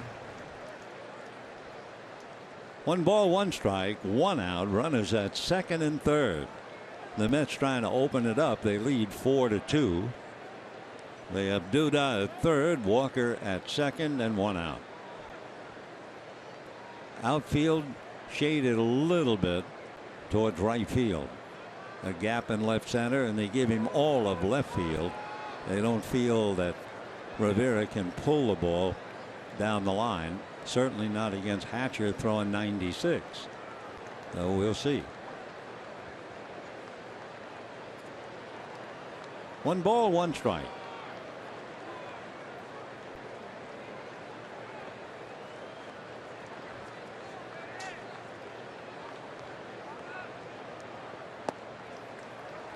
2-1. Hatcher staying at 96 out of kind of an occasional slider.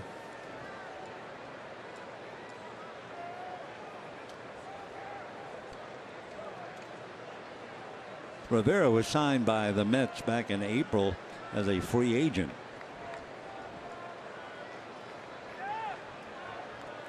Two and one. In the dirt. Nice block by Grandal.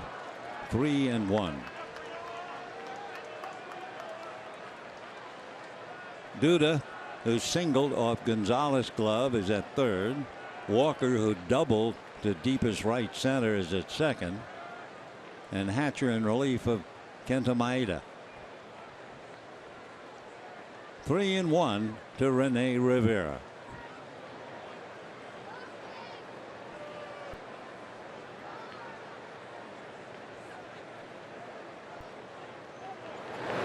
Way out, not only ball four, and there's a jam up, nobody coming to the plate, and the bases are loaded.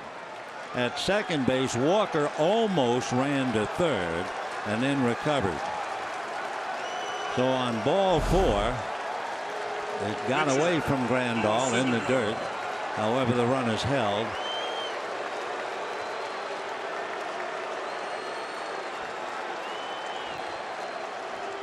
Hatcher alertly covering. Duda knew he didn't have a play.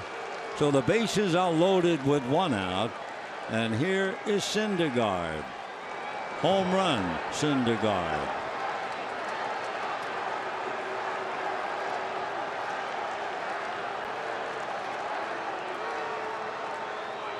And boy, did he drive that thing foul upstairs. 0-1.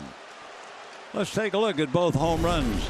First of all, in the third inning, he got a fastball and got all of it, put it into the pavilion in right.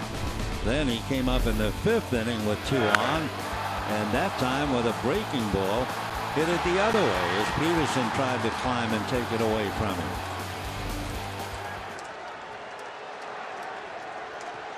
Mets fans thrilled, of course. 0-1. Another line. Boy, he is really on those pitches. 97-mile-an-hour fastball, and he turned on it like some great slugger. 0-2. Whoa. There's Cabrera.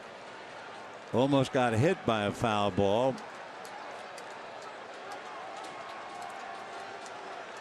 Oh, and 2.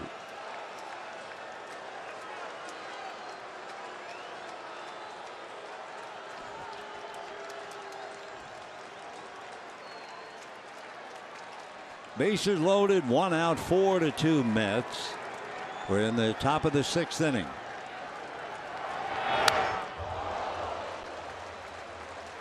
So Hatcher keeps hanging in there at 96. Maeda gave up the single, then the double to Walker. Maeda throwing as low as 70 miles an hour.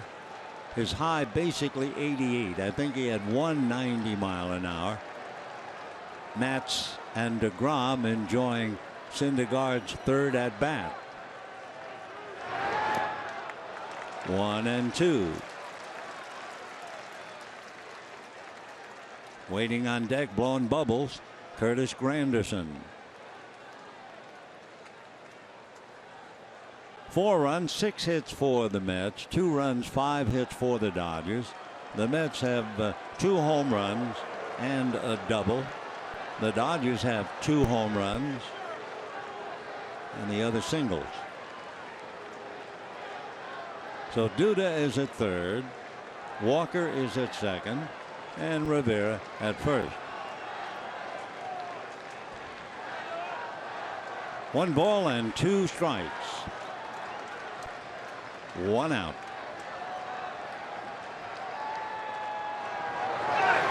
And got him.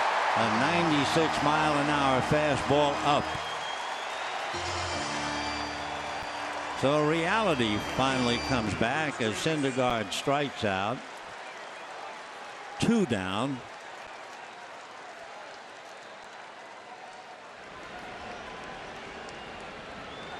No Helmet Butler. Cabrera stays where he is. Granderson struck out, flied to center, foul, grounded out to second. Struggling at 2:08.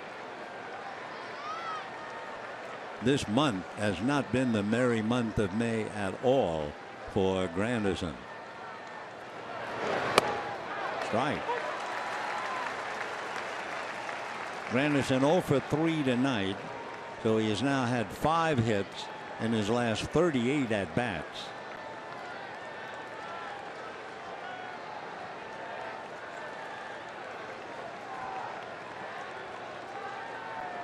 Duda, Walker, and Rivera all out there with 2 down.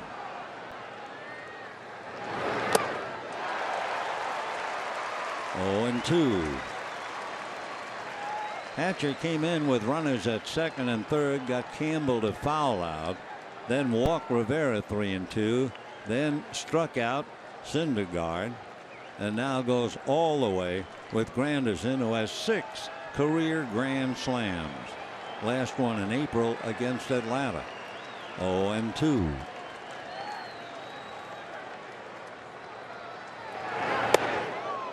One and 2, 97 miles an hour. So Hatcher is plenty loose.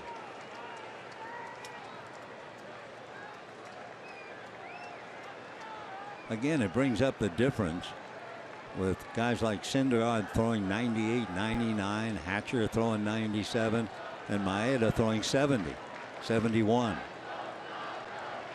Different game.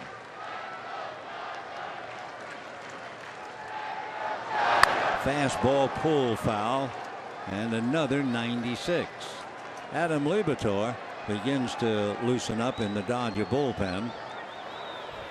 Cabrera on deck is a switch hitter. Still 1-2.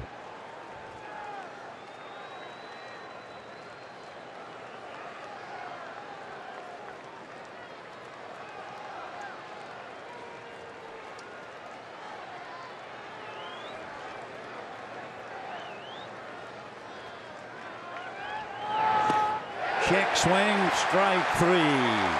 Granderson unable to hold up. Hatcher comes in and gets the Dodgers out of the inning without giving up a run. Maeda relieved, and so it is still Mets 4, Dodgers 2.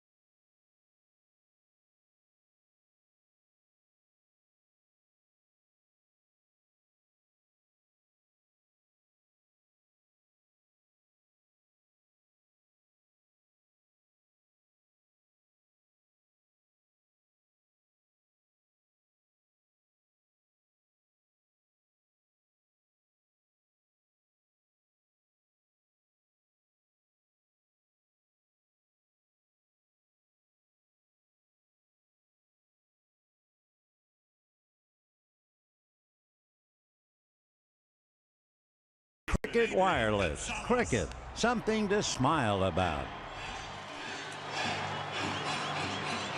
Chris Hatcher prevents it from being a runaway game. The Mets still holding and leading 4-2. Hatcher made 20 pitches and did a tremendous job, striking out 2, getting a foul ball, and not allowing a run. Again, the bullpen, that would give Hatcher an inning, and the bullpen now 12 consecutive innings without allowing a run. It'll be Gonzalez followed by Grandal and then Peterson. Foul ball on 1. Kenta Maeda, by the way, does not get very many runs to work with. The Dodgers have averaged about 3.5 runs a game in the 6 starts that Maeda has made, and they got him 2 tonight. 0-2 to Adrian.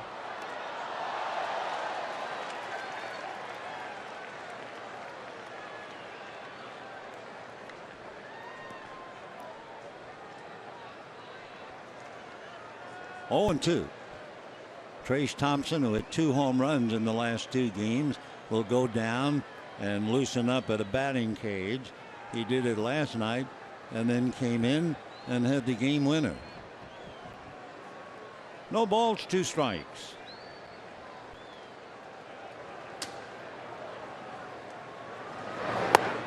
Ball 1. Normally, when they put a shift on, the shortstop stays on the left side. With the Mets, the man on the left side is the third baseman, Campbell, and Cabrera has moved over to join Walker and Duda. 1-2.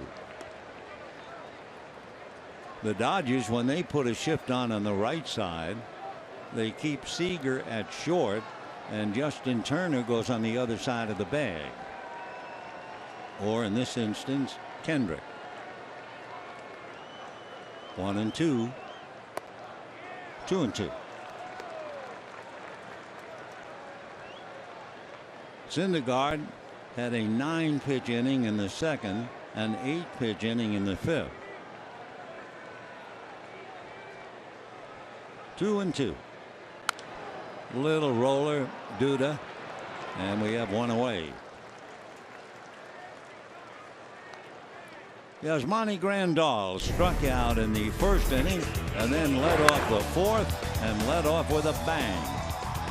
Home run, landing right on the landing of the steps, clearing the wall and giving the Dodgers 1.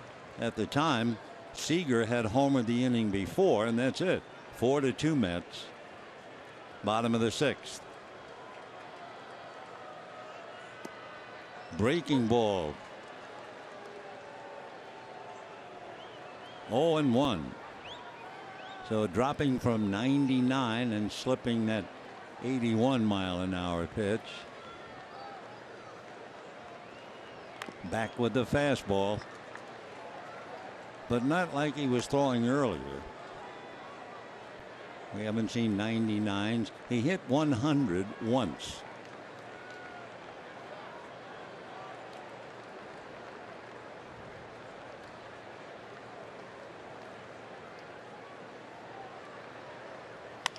Ground ball, Duda right on the line for the second out. Say, friends, don't forget this Friday after the Dodgers face the Cardinals, sit on the field, enjoy Friday night fireworks presented by Denny's. For tickets, visit Dodgers.com/promotions. Cardinals were leading the Angels last we checked. The Cardinals are 9 games behind the amazing Cubs. Jock Peterson struck out, walked, 0 for 1. Way out in front. So they're looking for that 99 heater, and they're getting 90s and 91.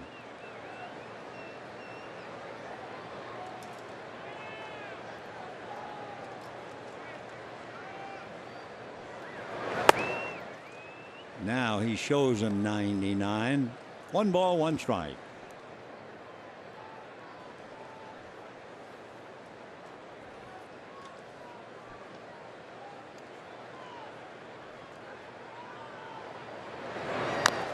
Another 91. 1 ball and 2 strikes. We're in the 6th, 2 out, bases empty. 4-2 Mets. Gonzalez grounded to first. Grandal fouled out, or actually he grounded out as well. So 2 down.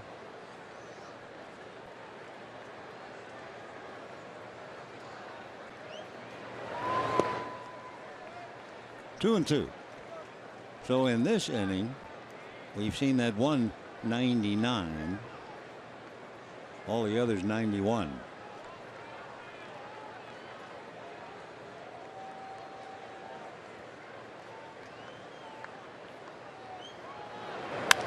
Fouled away.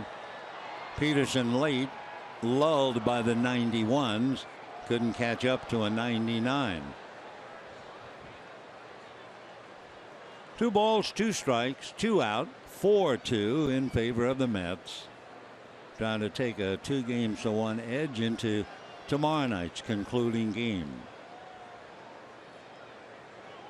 Colon and Kershaw. Fastball got him at 100. So if you were wondering about whether there was any fuel in the tank, there's still some left. And at the end of 6, 4-2 Mets.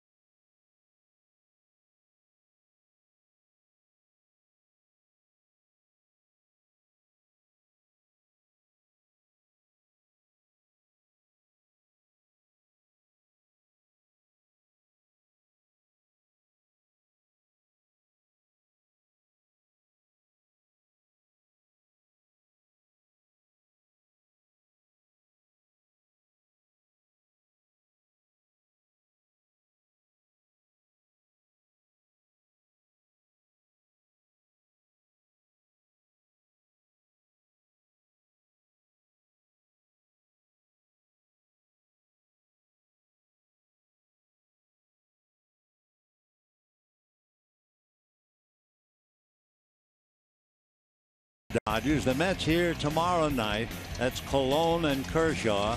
Then the Cardinals come in Friday, Saturday, and Sunday. A 5 o'clock game on Sunday, a 6 p.m. game on Saturday, a 7 p.m. game on Friday. Then the Dodgers host the Angels for 2. Then they go to Anaheim for 2. Continue on to San Diego and come back here on the 23rd against Cincinnati. Adam Libator will now come in to face the switch hitting Cabrera, the left hand hitting Conforto, and the right hand hitting Cespedes. Adam ready in his 11th game. Tell you another great thing about baseball, you just can't figure it out. San Diego has won a total of 13 games so far this year. The Chicago Cubs have won 25 games already this year. So they play a doubleheader, right? And San Diego sweeps the Cubs. How do you figure that out?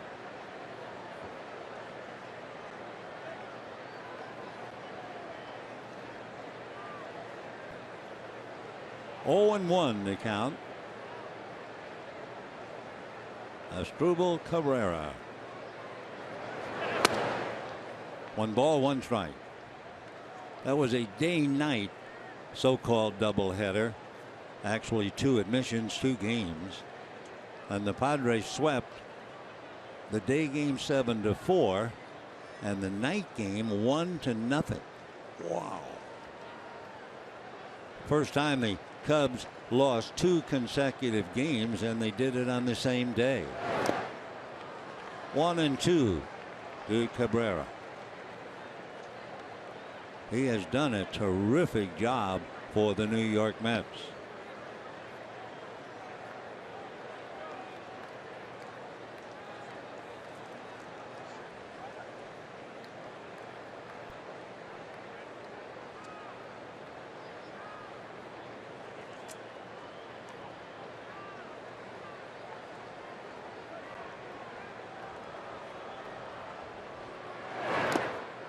Going after a bad ball. Down he goes. So Cabrera strikes out. So the Dodgers go to the bullpen, and Hatcher comes in and strikes out 2. Now Liberatore comes in, and he picks up a strikeout. 6 Mets have struck out. Last night, 13 struck out.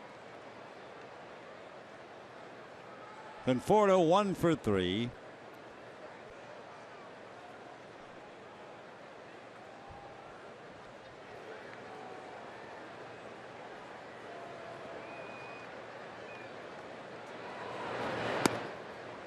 Just off the corner, little slider, 1 ball and no strikes. When the Dodgers come up in the bottom of this 7th inning, it'll be Puig, Crawford, and then Liberatore's spot.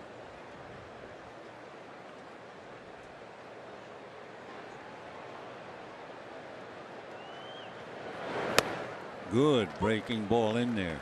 Another slider. 1-1 the count. Adam Liberatore, big man, 6'3", 225. Brought up from Oklahoma City. Adam was born locally in Bellflower. Went to Tennessee Tech and was originally drafted by Tampa Bay. 1-1. Fastball at the knuckles. 2-1 to Conforto.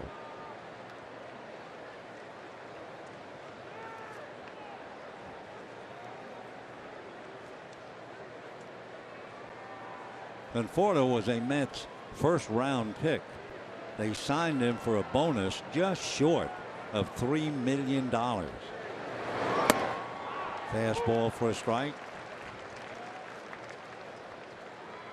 Conforto working his way along, a 2-time Pac-12 Player of the Year. He was a finalist for the Golden Spikes Award. So they certainly think a great deal of him. Went to school at Oregon State.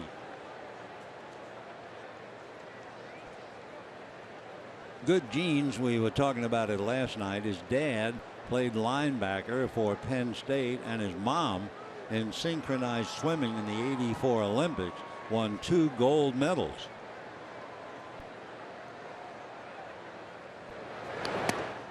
And ball 3. We mentioned that while his mom was swimming in one of the competitions, she was so great that the Japanese judge awarded his mother a perfect 10. 3-2. Fastball hit up the middle. Base hit. Yeah, we'll be talking about Conforto for a long time. Young fellow with a lot of talent. Center field number 52, Yoenis Cespedes. 23 years old, just beginning, and hitting third in the Mets lineup. So Conforto was 3 for 33, comes here tonight and comes up with 2 hits. Cespedes single to right, walked, stole third, but was out at the plate later on. Lined out to the pitcher Maeda and hit into a force play. Duda, left-hand hitting first baseman, on deck.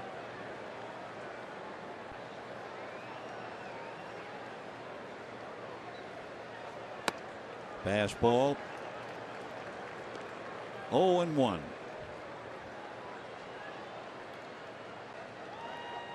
Hatcher pitched 1 inning. Liberatore figures to pitch 1 inning, and then they'll hit for him in the bottom of the 7th.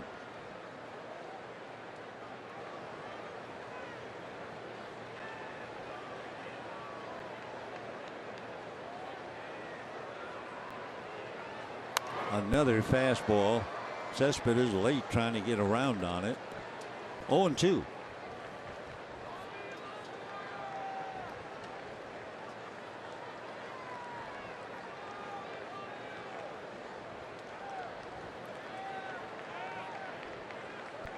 Kendrick deep and guarding the line, and Seager in the hole. Meanwhile, loosening up Lewis Coleman. No balls, 2 strikes. Fastball whacked into the alley. That's going to go all the way to the wall. Here comes Conforto on his way to third, and they will hold him, all ready to fire the ball in. So holding. A double by Cespedes. Runners at second and third with 1 out. Got that ball up out over the plate just above the belt, and he bangs a double. Good relay. Peterson hit the cutoff man. So second and third, 1 out.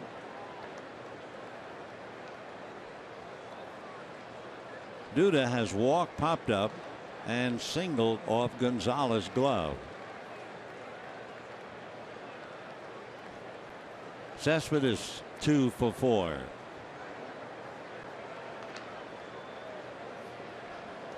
One out. Infield has to play up. Runners at second and third. Ball 1. Conforto at third. Cespedes at second. 1 away.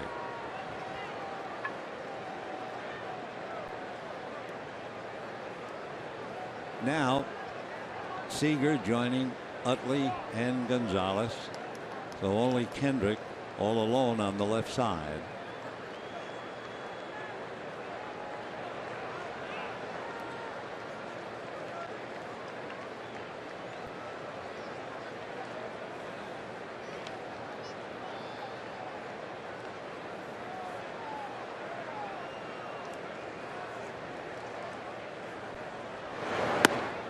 Check swing, ball 2.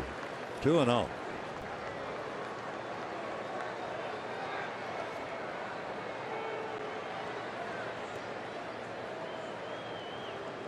Duda has not hit well with runners in scoring position.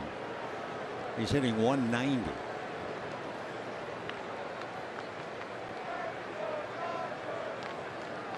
Two and 0. And popped it up down the line. Coming over is Crawford. The runners will have to hold. So Duda can't move him. That's the second out, and a big out it is. And Neil Walker will be coming up. Second baseman number 20, Neil Walker. Neil Walker twice flied to center and then doubled to right center in the 6th inning. So the Mets squandering chances. They had second and third and nobody out in the 6th and failed to score. They have second and third with 1 out and failed to score. And now second and third, 2 out. They're going to walk Walker, and Eric Campbell will be due up.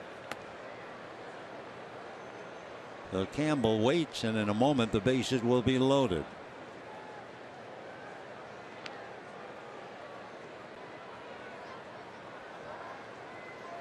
Campbell, the on-deck hitter, reached on a fielder's choice. That's when Cespedes was caught out at the plate on a ground ball to short.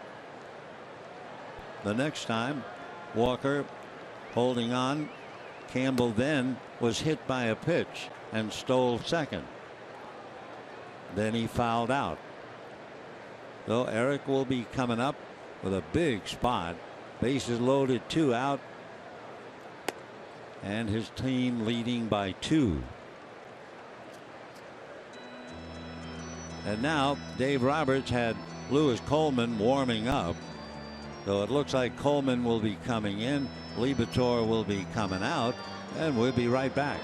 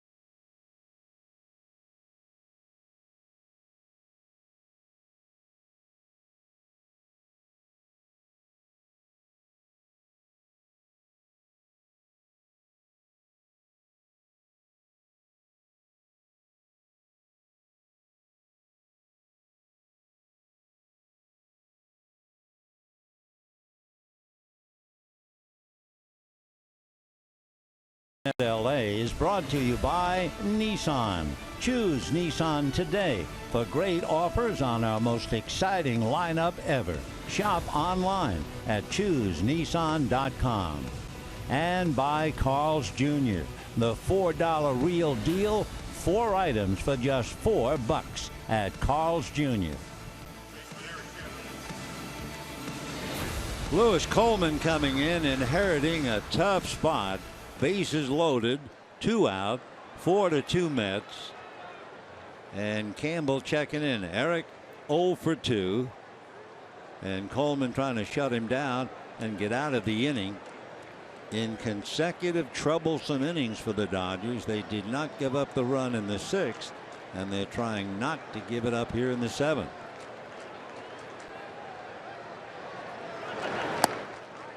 Big sweeping slider, ball 1.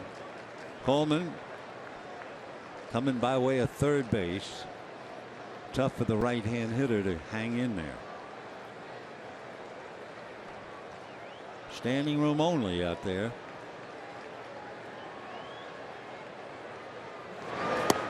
And another slider, ball 2. They have Walker at first, Cespedes at second, Conforto at third.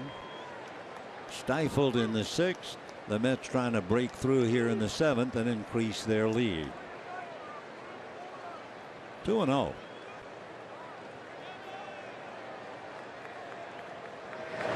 Fastball and a high foul ball. It's going to go out of play.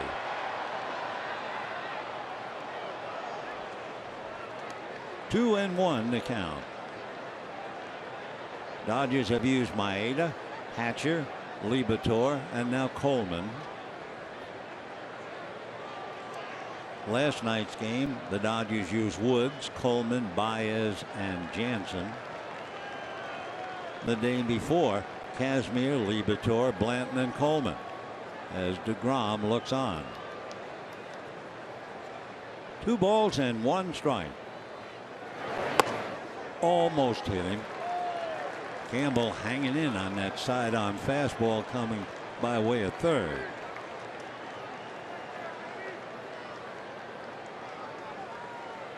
Conforto, Cespedes, and Walker all out there. 3 and 1. And a strike. Well, they go as far as they can go. 2 out, 3 and 2, and the bases loaded. Waiting on deck, Rene Rivera. Big pitch now.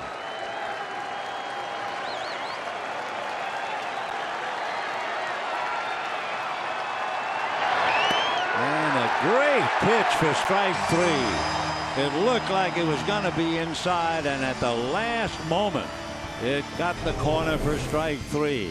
So in back-to-back innings, as you see Campbell buckle, they leave 3, and it's still Mets 4, Dodgers 2.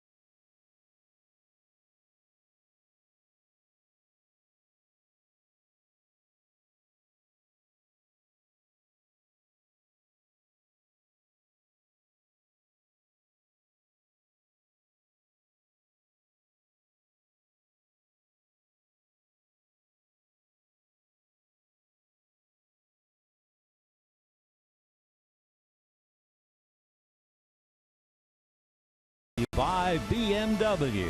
See a Southern California BMW Center today for exceptional offers, or visit SoCalBMW.com. And by Children's Hospital Los Angeles. We treat kids better. Seventh inning, 4-2 in favor of the Mets, who have left 6 men in the last 3 innings, 5 men in the last 2, and a towering fly ball to left. Conforto on the track to make the catch. So Puig just missed, and we have 1 out in the 7th inning. The fielder, number 3, Carl Crawford. For the Dodgers, that means 8 in a row have been retired since Crawford singled back in the 4th inning. Justin Turner is out on deck as Crawford checks in.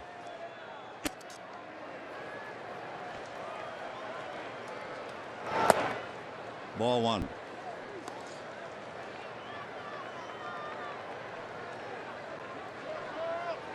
One out, 7th inning. Last Dodger hit was Crawford's single in the 4th inning.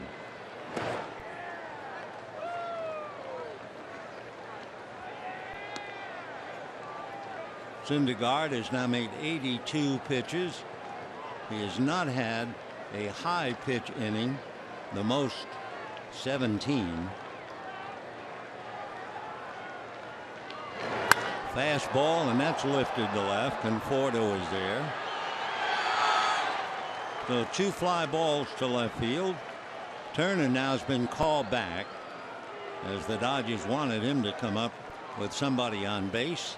Trace Thompson, last night's hero, who hit the walk-off home run, will be coming up. Thompson last night hit the home run against Hansel Robles. Number 21, Trace We can take a look at it.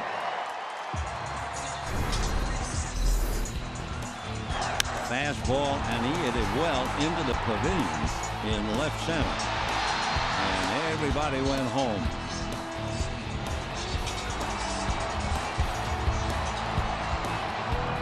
Trace with the bases empty. Dodgers down 4-2. Just trying to get aboard. Chase Utley on deck. 2 out. 9 in a row retired since Crawford's single back in the 4th inning.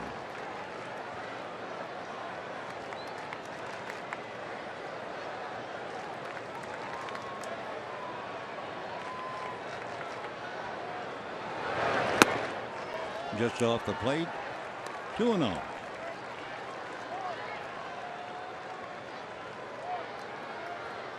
Syndergaard does not have a complete game. In fact, no Mets pitcher has a complete game. Fly ball to shallow right, a trio of Mets, and it is Granderson. So 3 fly balls, and that'll do it. That's 10 in a row retired by Syndergaard, who's just getting tougher. And the Mets lead 4-2.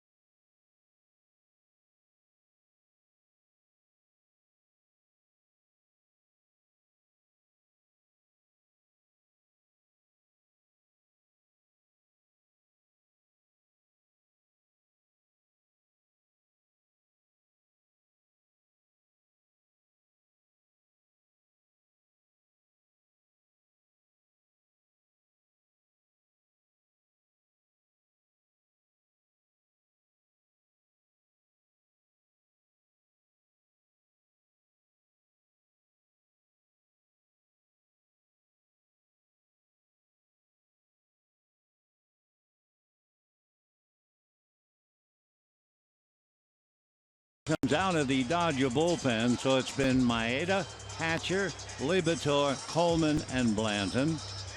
Joe in his 15th game with a record of 2-2. Looking at Syndergaard, who just seems to be getting tougher now. Syndergaard has retired the last 10 in a row. And as far as fly balls are concerned, in the first 6 innings, he allowed 1. Of course, he also allowed 2 home runs. And then in the 7th inning, he allowed 3 consecutive fly balls. What does that mean? We have no idea, because he's only made 86 pitches. Earlier in the 5th inning, we were talking about Koufax. He went 25-5, an earned run average of 1.8 back in 1963. Struck out 306 and made 20 complete games. 20. You wouldn't see 20 complete games on 5 teams. Foul back. So Rivera batting 8th, then Syndergaard. Kershaw tomorrow. Can't compare Kershaw and Koufax. Totally different. Kershaw works every 5th day. Sandy and the other pitchers worked every 4th. They're just totally different. 1 ball and 1 strike to Rivera, who has struck out and walked twice.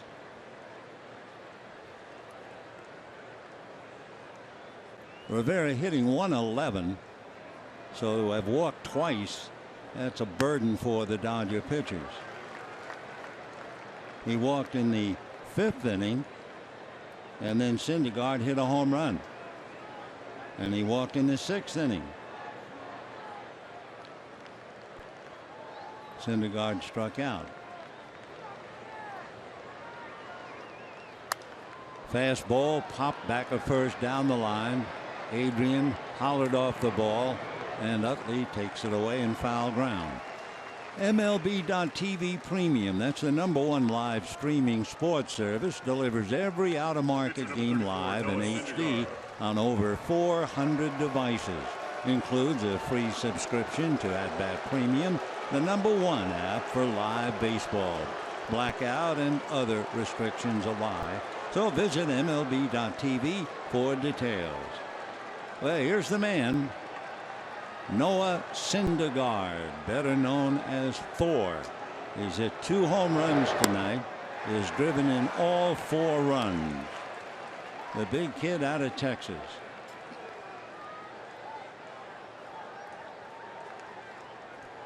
Dodgers will have the top of the order against him. Utley, Seager, and Hendrick. 1 ball and 1 strike.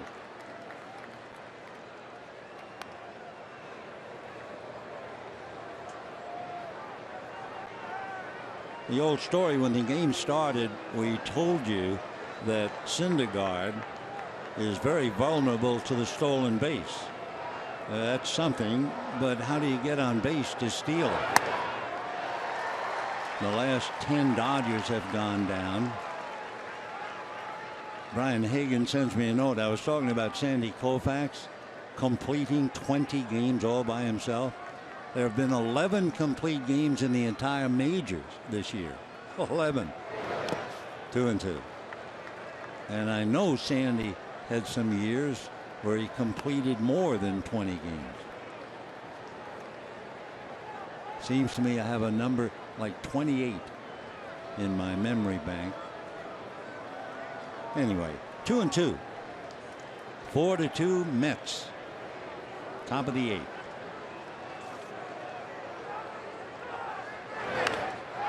All right, Syndergaard hit 2 home runs, drove in 4, and has now struck out twice. Or, let's see, the plate umpire, Rippiger, talking to Grandal. Syndergaard is holding his ground, and Dave Roberts said, what?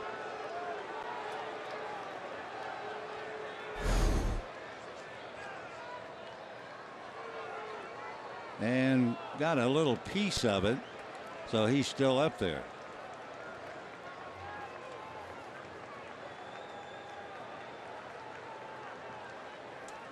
All right, 2 balls, 2 strikes.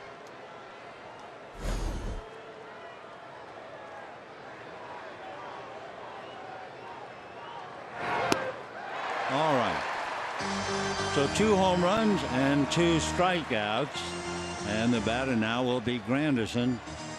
I don't want to belabor the point, but just to conclude it, Koufax in 1965 had 27 complete games, and in 1966 had 27 complete games. Can you imagine? Sandy Koufax had 54 complete games in 2 years. Are you kidding?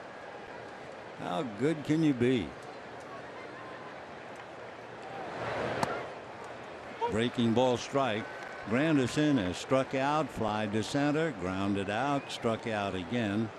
He's struggling very much.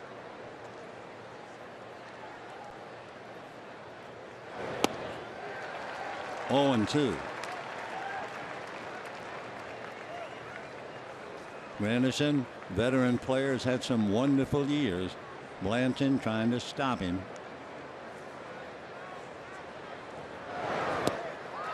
For Granderson, he's really messed up. He is now 0 for 5, and he has 5 hits in his last 40 at bats. Dodgers still trying to catch up. At Mets 4, Dodgers 2.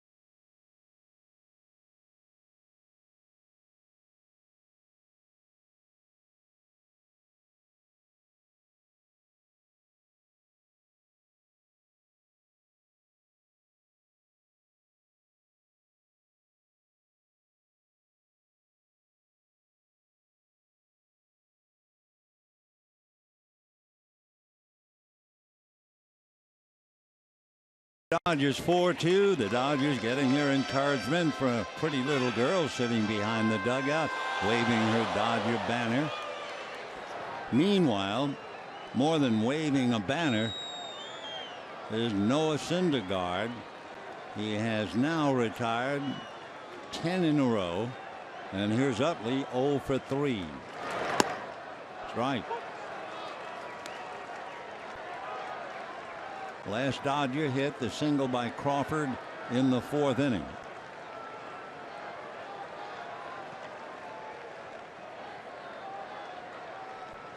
Utley lined out in the 1st inning to right center, fouls that back, and the count 0-2. Addison Reed is beginning to throw now in the Mets bullpen.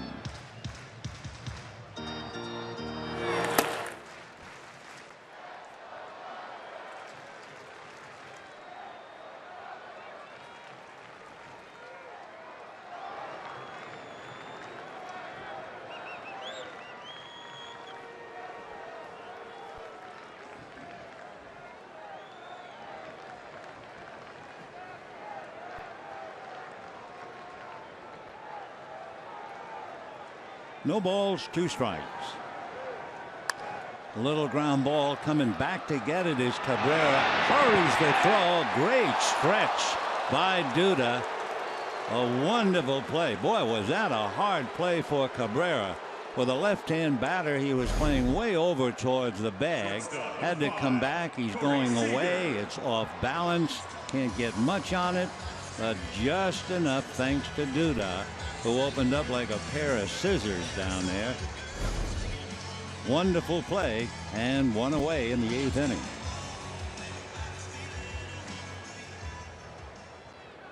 Here is Seager, struck out, homered, grounded out, 1 for 3.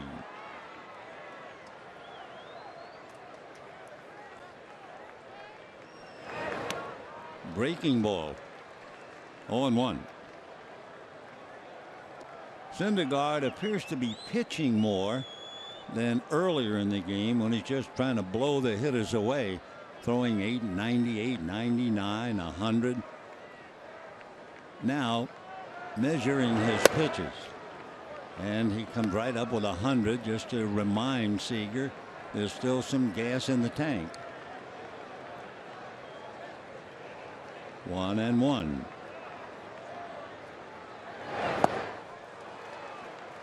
So he went from 100 to 91. 1-2.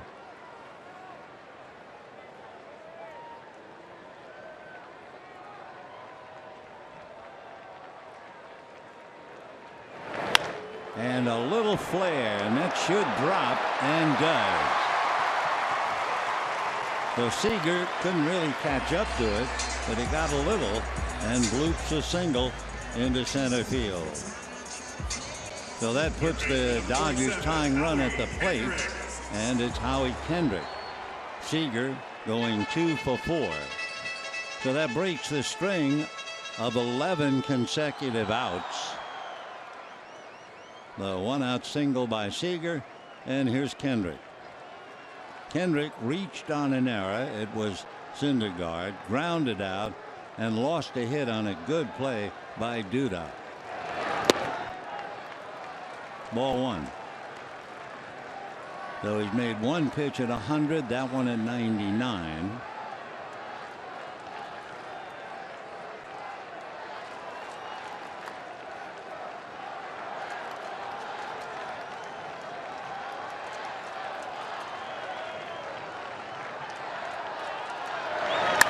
Ground ball to short. They get one. They're going to turn it for 2. So Kendrick hits onto a double play, 6-4-3. Just like that, the Dodgers snuffed out in the 8th. And at the end of 8, 4-2 New York.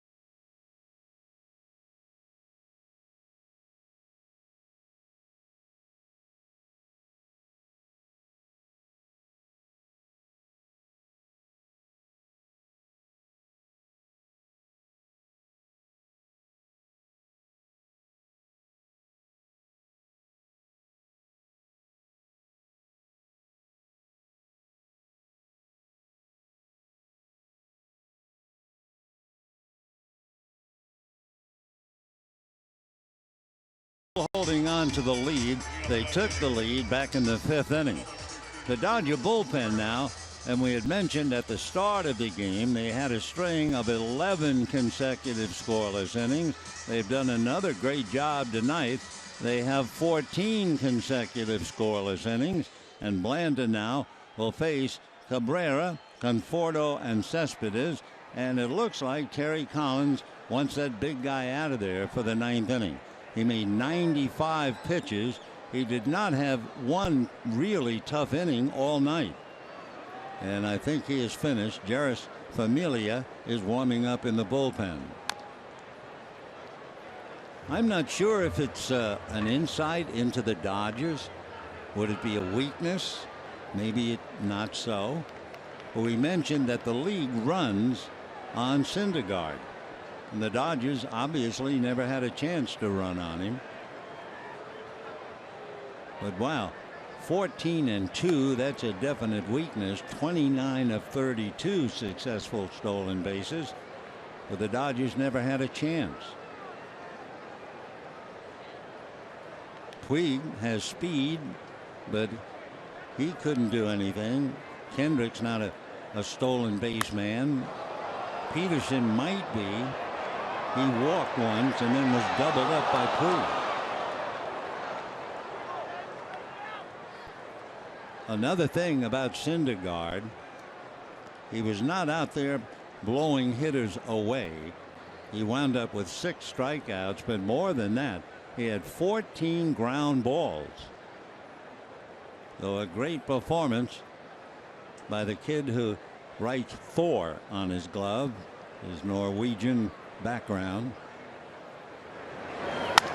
That's going to down the right field line, foul ball. So Cabrera back up. He's 0 for 4, flied to right, struck out twice, and flied to center. New bat is required.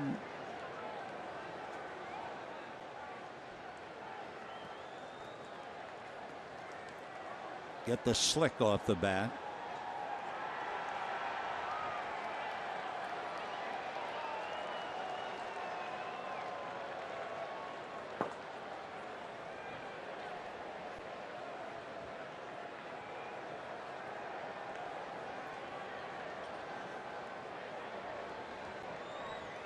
One ball and 2 strikes.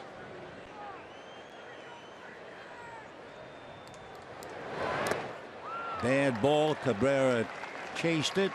Down he goes. So Blandon comes in. He has now struck out 3 in a row. He started with The fielder number 30, Michael Conforto. Syndergaard. Then he struck out Granderson. Now he gets Cabrera.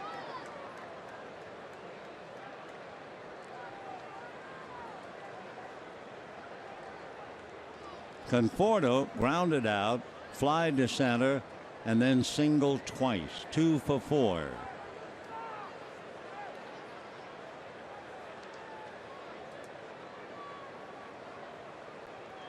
Off speed, change, ball 1.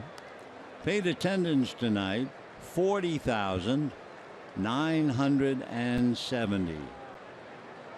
40,970.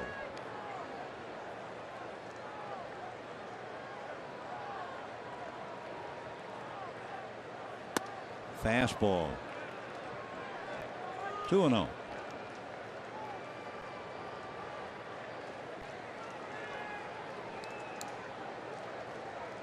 Bartolo Colon bundled up. We'll see him on the mound in direct contrast to Justin without a cap, enjoying the evening. 3-0.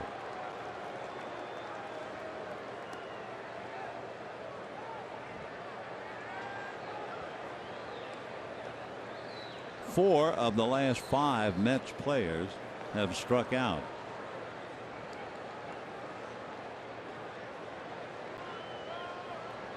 Three and 0. And a strike.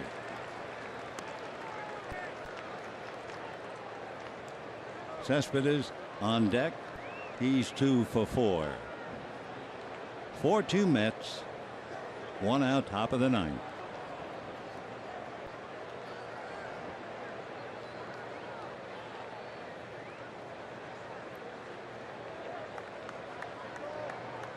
Dodgers in the bottom of the 9th will have Gonzalez, Grandal, and Peterson.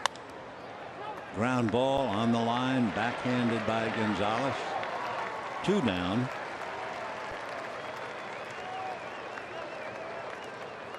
And the batter will be Cespedes. Single to right. Center fielder Stole number 52, third Yoenis tonight. Cespedes. Lined out, hit into a force, and then doubled. 2 for 4, hitting .299. Dodgers load up the left. Gonzalez all alone on the right side. 4 runs, 8 hits, 1 error for the Mets. 2 runs, 6 hits, no errors for the Dodgers.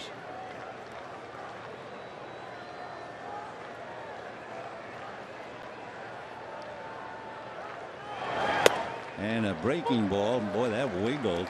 Slider for a strike. 0-1. Blanton is a big man. He's 6'3", 235. When you're standing anywhere near him, you look and think he must have played football. Went to the University of Kentucky. Fastball foul back. 0-2. Blanton lives in Brownsville, Kentucky. The population of that little city, 836.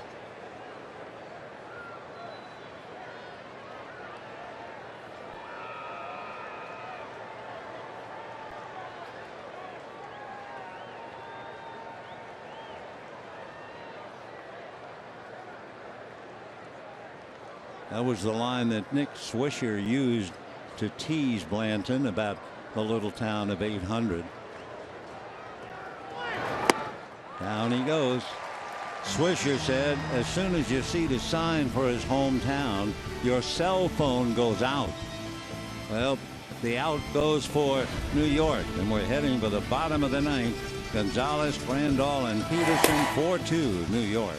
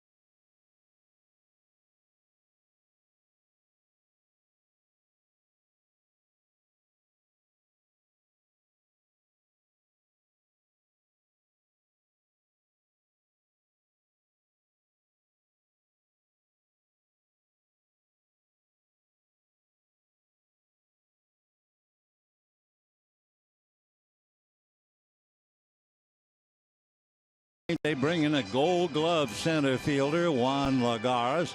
That moves Cespedes over to left field. Granderson stays in right.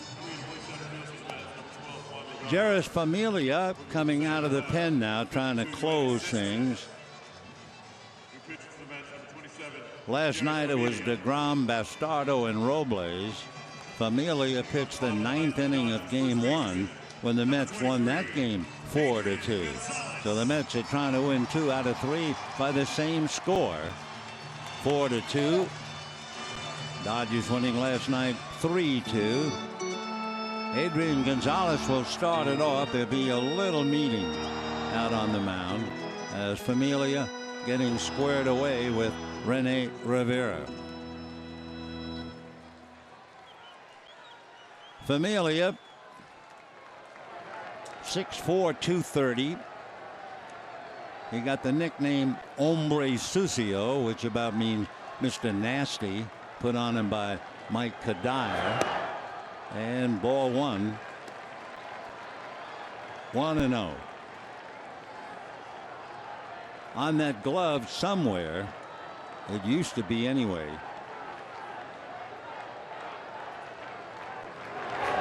and that's going to be a line drive in the gap for a base hit. Lagares can't cut it off. And on his way to second, a double by Gonzalez to open it up. So that's the Dodgers' second hit since Crawford singled in the 4th inning. Catcher number 9, Yasmani Grandal. So Gonzalez with his second hit. Nobody out. Grandal, Peterson, and Puig coming up.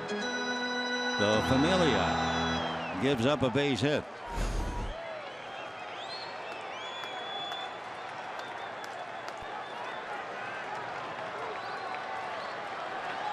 Familia can occasionally hit 100 with his four-seamer.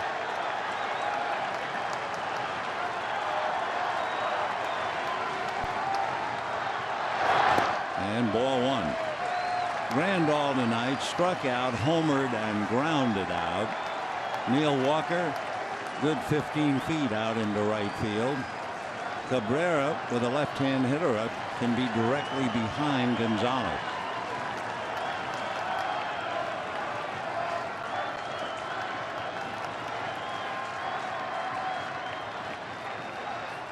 Fastball low, ball 2. Jeurys Familia, no record in 16 games. His earned run average 2.2. He's finished 15 of his assignments. Walked 4, struck out 13. 2-0. Fastball, little roller. Walker has to come a mile to get the ball and throws him out. And on the play, Gonzalez moves to third.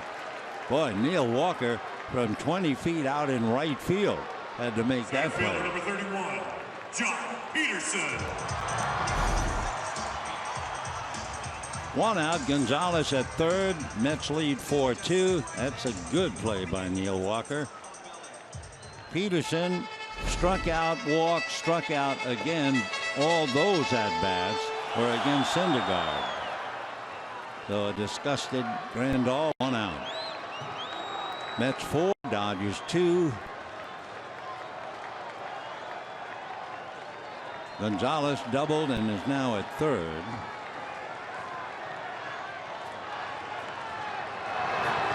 And ball 1. Looking back at the game, the Dodgers got Kendrick to third in the 1st inning. They had to wait to the 9th inning to get anybody at second. And that somebody is Gonzalez, who's now at third with 1 out. Tremendous game turned in by Noah Syndergaard. 95 pitches, but he hit 2 home runs to drive in all 4 of the Mets runs. Throwing hard, keeping the ball down. So your first thought is he susceptible to a wild pitch? And he has one. So Adrian talking to Chris Woodward. Peterson with Puig on deck. 4 runs, 8 hits, and 1 error for the Mets. 2 runs, 7 hits, and no errors for the Dodgers.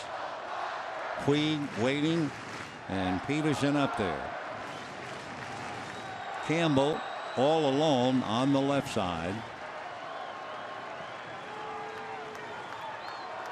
Cabrera with Walker very deep, and then Duda on the right. 2-0.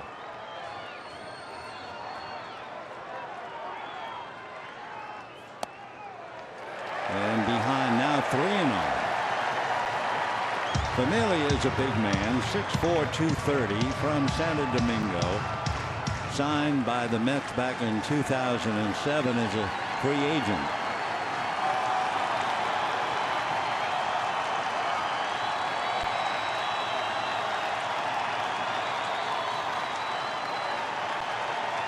Time.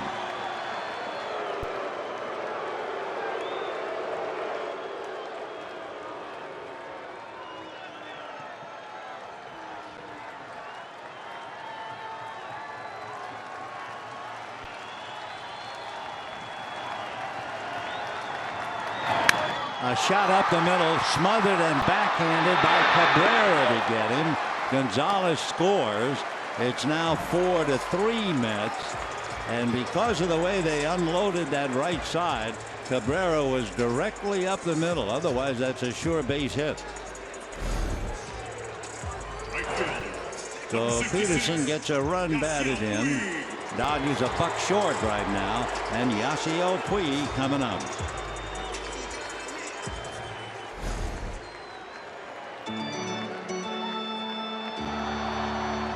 Yasiel Puig lined a single to left, hit into a double play, and flied to left. We can duck in. The Cardinals beat the Angels 5-2 in the Dodger bullpen just in case Kenley Jansen begins to warm up.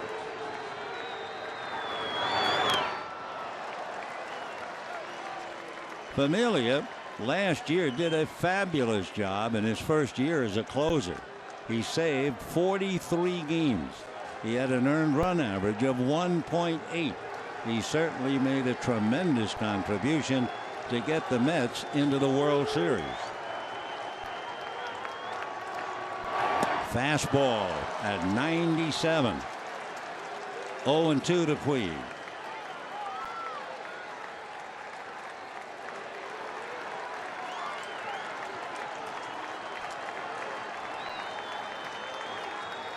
Fastball got him. He didn't monkey around. So Puig is blown away. The Dodgers get 1 run, 1 hit, come up short. 4-8-1 for the Mets. 3-7-0 for the Dodgers. Well, the Giants won this afternoon. Dodgers lose tonight. The Dodgers are back to 500. They're also tied with the Giants. Player of the game without a doubt. Thor, better known to the world as Noah Syndergaard. What are you going to do with a pitcher who hits 2 home runs, drives in 4, makes 95 pitches through 8 innings, and gets his club a 4-3 victory? Well, tomorrow night, try it one more time with the Mets, and that should be fun. Bartolo Colon and Clayton Kershaw. Talk to you then. Till then, from all of us to all of you, a very pleasant good afternoon, everybody.